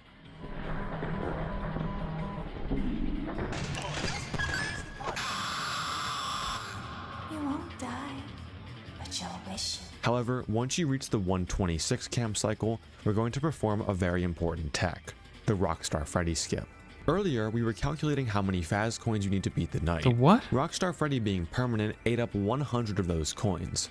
But what if we were so fast that we could just skip him entirely? Well, if we pay Rockstar Freddy right as we pull up the cameras on the 26 office cycle, then go through the 41 cycle without paying him, you can pay him at the very start of the hour change office cycle, entirely skipping the payment in the 41 office cycle, saving 5 coins. The downside to this is that you need to be fast as hell in the cameras. One wrong move and you won't be fast enough for this skip. And we need to do this 4 times, along with maskless coin So you save farming 20 in 20 every coins. office cycle. This increases the speed of the gameplay by an insane margin, and makes some characters in particular extremely difficult. Let's talk about our runner-ups first. The Puppet is now one of the most annoying characters in the night, simply because winding the box takes so much time. Remember that masked characters will spawn really fast in the cameras because we're farming in office cycles, so having to spend so much time on winding the box forces us to be extremely fast everywhere else in the cameras. Because of this,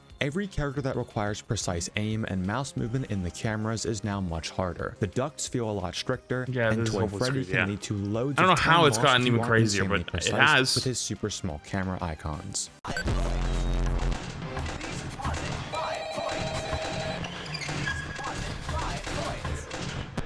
Please deposit Wait, 545 But or no 550? character is nearly Shit. as downright insane as Rockstar Bonnie. Oh my god. As if Rockstar Bonnie didn't already get at us hard enough with the 554 back in Hopeless Pursuit, in Hopeless Greed, he is easily the most difficult character by a pretty wide margin. You see, characters that have kill timers in the cameras are always a problem in Hopeless Greed. The entire gameplay loop of HG involves speeding through the cameras as fast as possible in order to make up more time later in the office section so that you can farm coins. So any character that has a kill timer based on when you drop the cameras would be really really bad in Hopeless Greed. Toy Freddy and Rockstar Bonnie both have these, but one is much worse than the other. We always know where Toy Freddy is going to be. Probably do an dealing Emerald with him Kaiser doesn't before take that. much time. But Rockstar Bonnie could be in any of his 4 spawns. And if his guitar happens to spawn in Funtime Cove all the way at the end of the camera cycle, the speed in the cameras required to grab the guitar before his timer runs out is insane, especially if you're on a plushie cycle. Now normally we'd buy the plushies at the first 1 AM cycle, the second 3 AM cycle, and the third 5 AM cycle. But that's not gonna cut it anymore since we need to end the night with 70 coins. If you're on pace, you should be able to buy the second plushie on the 211 cam cycle, then the third plushie around 411, which should give you enough time to farm up the 70 coins needed to complete the night. Now, when you look at these plushie times, you might be wondering, if we buy the second plushie at 211 and the third one at 411, how do we know who the second animatronic is so we don't die at 4 AM to the plushie? And that, my friend, is the funny part. You don't know. On top of Hopeless Greed skill-wise being damn near twice as hard as Hopeless Pursuit, also you just got a straight up guesswork? 50-50 shot of just dying. Because you have to guess which plushie is the second and which is the third. No idea if whether you're it's able to Mangle or... double coin farm on every which plushie is the second. We have no idea if it's Mangle or Baby here. We just buy Baby and hope which for is the the best. third. If you're able to double coin farm on every office cycle, you can Bro, sometimes that's buy the crazy. 4 AM, removing any kind of So you do all RNG. this and it But still comes I've down to a never been able to do 50-50 this RNG? consistently. So on top of skill-wise being awful, Hopeless Greed now adds in the good old brutal RNG. If you manage to survive the second plushie, make sure you buy the death coin at 5 AM, as it only becomes buyable once the 5 AM visual changes appear. Don't get nervous, and you will have beaten Hopeless Greed. Now, this might be verifier bias, but personally, just for me, jumping from Hopeless Pursuit to Hopeless Greed felt pretty similar to NDC to Hopeless Pursuit, in that it was that big of a jump in difficulty. And that might sound pretty crazy, but I'm serious, it really gave me a hard time. Despite being so much harder than HP, I had experience with coin farming mid-office cycle, so I was able to catch on to the Hopeless Greed cycle a lot faster once I learned Rockstar Freddy skips. And it wasn't too long before I was getting some 3 AM and 4 AM runs. Even still, I was facing similar walls to normal Hopeless Pursuit, and Hopeless Greed's biggest problem became very apparent very quickly. Do you think when the guy who made FNAF destroys created the your FNAF body when you universe play and the it? games, I'm gonna be real with this you would guys, spawn out of the it? next video that I make will definitely not be a FNAF challenge. I'm dead serious when I say this. I'm likely developing arthritis from how fast you have to be in both your keyboard and mouse hand in Hopeless Greed. Holy shit, And that's I really not just good. want to let my hands recover after this one. But for Yeah. now, I was going to endure the pain until it was done. Despite this, I was still progressing normally. In fact, I was facing a pretty similar situation to my original Hopeless Pursuit grind. I had a week where I was home from college for spring break, and I figured Holy that I could beat shit. Hopeless Greed this We got to week. another Then I another could break. finish up editing, then finally release this video. And all things considered, things were going decently well. I was getting more 4 AMs than I could count, and since 5 AM was the only hour without a Rockstar Freddy skip, I felt that once I broke the 5 AM barrier, I would finally have it in the bag. And I maintained a pretty positive look until March 12th, where I achieved the worst fail in Five Nights at Freddy's history. We have Again? seen some really bad fails. Trust me, the Rockstar Bonnie fail, the 6 hour 420 fail, but none will ever be as bad as Hopeless Greed 559.6. No way. Deposit 5 coins. Deposit 5.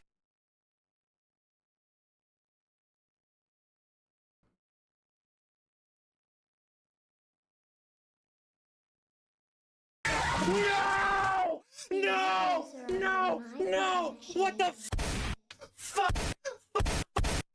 Why aren't you on the f***ing cameras? Oh my god! I'm gonna chalk it up to a legitimate curse at this point. I don't even know how many videos deep I'm into this streak of having a loss so close to the That's end. really but already bad. having a close fail in the same video wasn't enough. I came so unbearably close to being the first person in the world to complete the new hardest FNAF challenge. As we discussed earlier, in Hopeless Greed, any character that has some sort of timer in the 4 cameras is now significantly milliseconds. harder.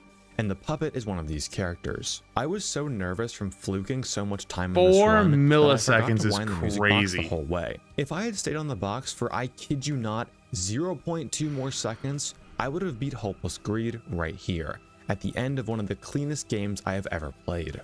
And I cannot put into words how devastating this fail was. For starters, let's talk about how much these 0.4 seconds cost me. It took me 8 days until I had another run that even looked like it had a prospect of winning. Every day that went by, I knew was another day that this already ridiculously delayed video was going to be delayed even further, and it destroyed me. I love the Dragon Ball Z Buu Saga music in the background. For the first time that night, I actually had a dream about selling another hopeless greed run of some stupid bullshit. And at this point, I finally cracked. I don't have footage from this time period, as I was deleting all the unsuccessful attempts that I had to save storage space, because my Hopeless Pursuit folder was literally terabytes in size, but I had finally gotten back to the point where I was just straight up raging out. I had been playing, watching, and editing this stupid game for 3 whole months, and I was so close to finally being done and having a break, and I was robbed again. I'd literally beaten it, so now I had to do all of that again? That 5:59 was the final test of willpower from UCN Deluxe. A few nights later, I had a major shift in mentality. It had already been 3 months of non-stop torture and nothing else, and I had finally had enough. Do you know how much I had seen in these last 3 months? You know what? Fine. Give me all you've got. Do your worst. I'll enjoy this. I'll enjoy being pushed past my breaking point over and over again because he literally snaps. It makes me strong. Every time that I do these stupid challenges day in and day out, it will always make me stronger, and I will always keep fighting no matter what. I knew that to truly make a statement in Honor Bones, it was time to go into Uncharted. Recording for HP. HP is dead, and HG. The first link in the description. Territory, and be the first person to complete the new hardest FNAF challenge. If you want to see like when the I actual started this channel, raw I was dying on 1020 mode in FNAF 2 to Toy Bonnie, and now here we are, about to face the new hardest FNAF challenge. This is Hopeless Greed.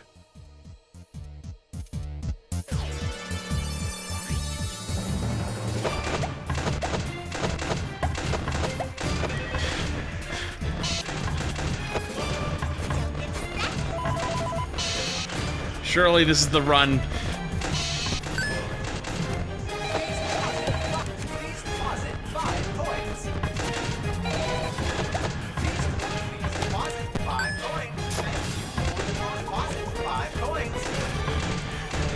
Yeah, I'll be honest with you. I thought about doing challenge content before. I genuinely have thought about it. This makes me never want to attempt ever some shit like this, or ever. There's just gonna always be some crazier bastard out there who does something like this for 3 months. As the time turned to 3 AM, I realized that I got the plushie 50-50 wrong, but this time I wasn't gonna let RNG determine whether or not I win. It was time to go for all 3 plushies before 4 AM. What?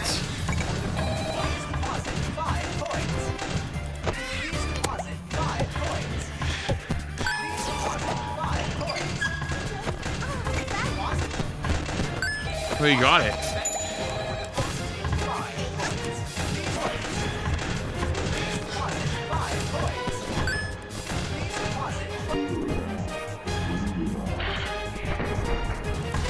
Wait, he got it with like literally half a second left.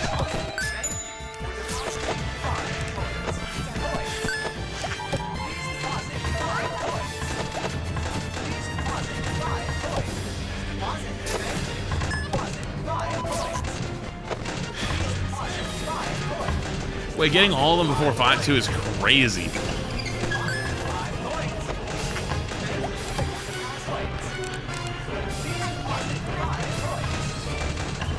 The pace is incredible.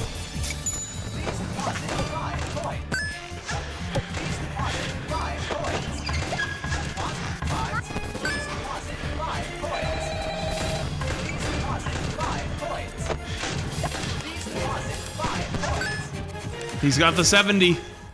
With 7 seconds remaining in the night, oh the no, gold not again. Max coins met and the death coin bought, I had a tough decision to make. I could either wait in the office and hope that I don't light a puppet like last time, or just say screw it and go in the cameras. With how much I was shaking, going in the cameras could be risky. I had to end the night on Funtime Foxy's camera or else I would die at 6 AM. For just these last 5 seconds, I had to have perfect aim.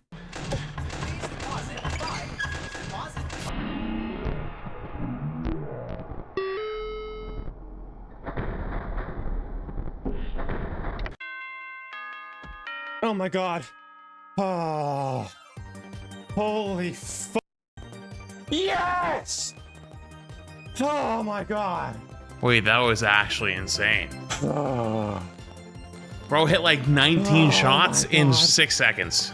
I finally beat HG. Holy shit! Oh. Holy that is insane. Oh my god. I would never even attempt it. Let me make sure and look back. That was I don't even believe it right now. I've had 2 559s. I don't even believe it's real yet until I rewatch the recording and make sure it's fucking real. What if you didn't click record? Dude, how much would that suck? Holy shit, dude. You know how much I've put off? I've done a lot of recording. Do you know how many times I've hit record and I was muted? Or I didn't hit record? I've done it. Holy shit, dude. I've sent Retro like 25-minute videos and it's just silence the entire time. Please let this recording be fucking perfect. I really don't want to have to do this again. And with that, I was finally finished with Hopeless Pursuit and Hopeless Greed. I had been the first to complete the new hardest FNAF challenge in the entire world.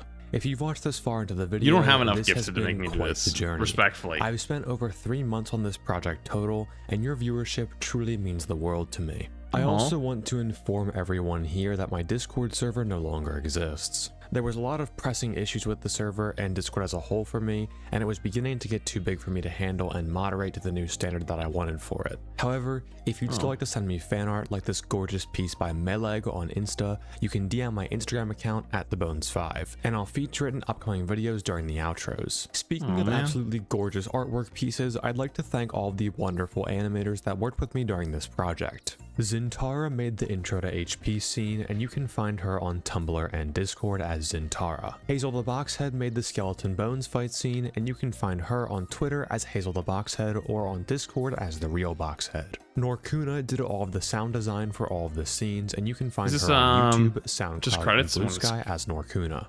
Cress Ori did the thumbnail and teaser art, and you can find them on Instagram as Cress Ori. Huge plugs, Earwin Zone did the shot of Bones and Cassidy right before the Hopeless Pursuit montage, and you can find them as Earwin Zone on YouTube and Blue Sky. Pigeon AX and Ocean Leafeon both did the Hopeless Pursuit ending scene. You can find Pigeon AX on YouTube and Ocean Leafeon on Instagram and Twitter. Siskin Art did the scene right after the I would have thought it was all the same people. You can find them as Siskin Art on Blue Sky and Twitch. And 80s did the Skeleton Bones transformation, and you can find them as 80s on Blue Sky. Again, massive thank you to all these animators for helping me make this video the best it can possibly be. I'd also like to thank Brennan Spiel for making the new design for the Skeleton Bones. You can find him as Brennan Spiel on Instagram, and read his own original comic titled Ultra Universe at macemania.com, which I personally am a big fan of. But for this outro, I'd like to dedicate it to Bones, the reason that I was able to get this far and not only beat Hopeless Pursuit, but also verify Hopeless Greed. Don't worry, in all of the videos after this, I'll feature fan art in the outro like normal, but here, I think this is more appropriate. As for future projects, don't worry. FNAF isn't going anywhere on this channel. I still have so much to do, and despite not really having anything harder than Hopeless Greed, I'm sure I could make something up that's at least on par with it. Generally, there are 5 pillars that I've identified as games that have super hard max modes that you can work up to, and I will definitely get around to all of them. What the hell is this on the bottom right? As we've only conquered 1 so far. I do want to throw in some non-FNAF content a bit more, 1 to give my body a break, and 2, you guys seem to really enjoy the last non-FNAF video. Overall, Hopeless Pursuit, Hopeless Greed, and the life events that have happened to me during the process of making this video have put me through more mental struggle than I've ever really faced before. And though Hopeless Pursuit and Greed completely broke me mentally on multiple occasions, in the end, it did help me. So thank you, Hopeless Pursuit, for making me a stronger person. And thank you all for watching this video. For Bones. For Bones.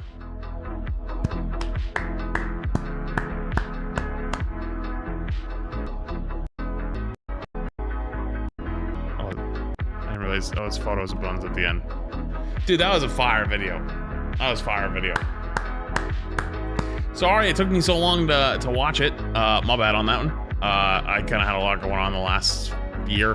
And also, I had to take a little bit of break from FNAF because like my last experience playing was not the best. And it wasn't awful, but it wasn't the best. And I felt like I was probably gonna not want to return if I didn't take a break. So I felt like it was the best call to make. And then, you know, life happened and there was a lot of things that were coming up. So those kind of took a little bit more priority, I'd say. That said though, I'm glad I watched this. Definitely was worth it, to say the least. Definitely was worth it. I can only imagine how long a video like this takes to put together.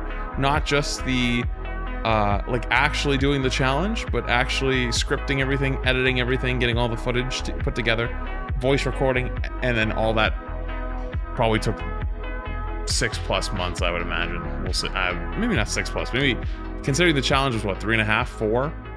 Maybe it was like, actually, it might have been more than that, I think. It was like 4 months, give or take. And then all the stuff after. Not that surprised. It probably would have took even longer. W video though. Good evening. Really good video. Really good video.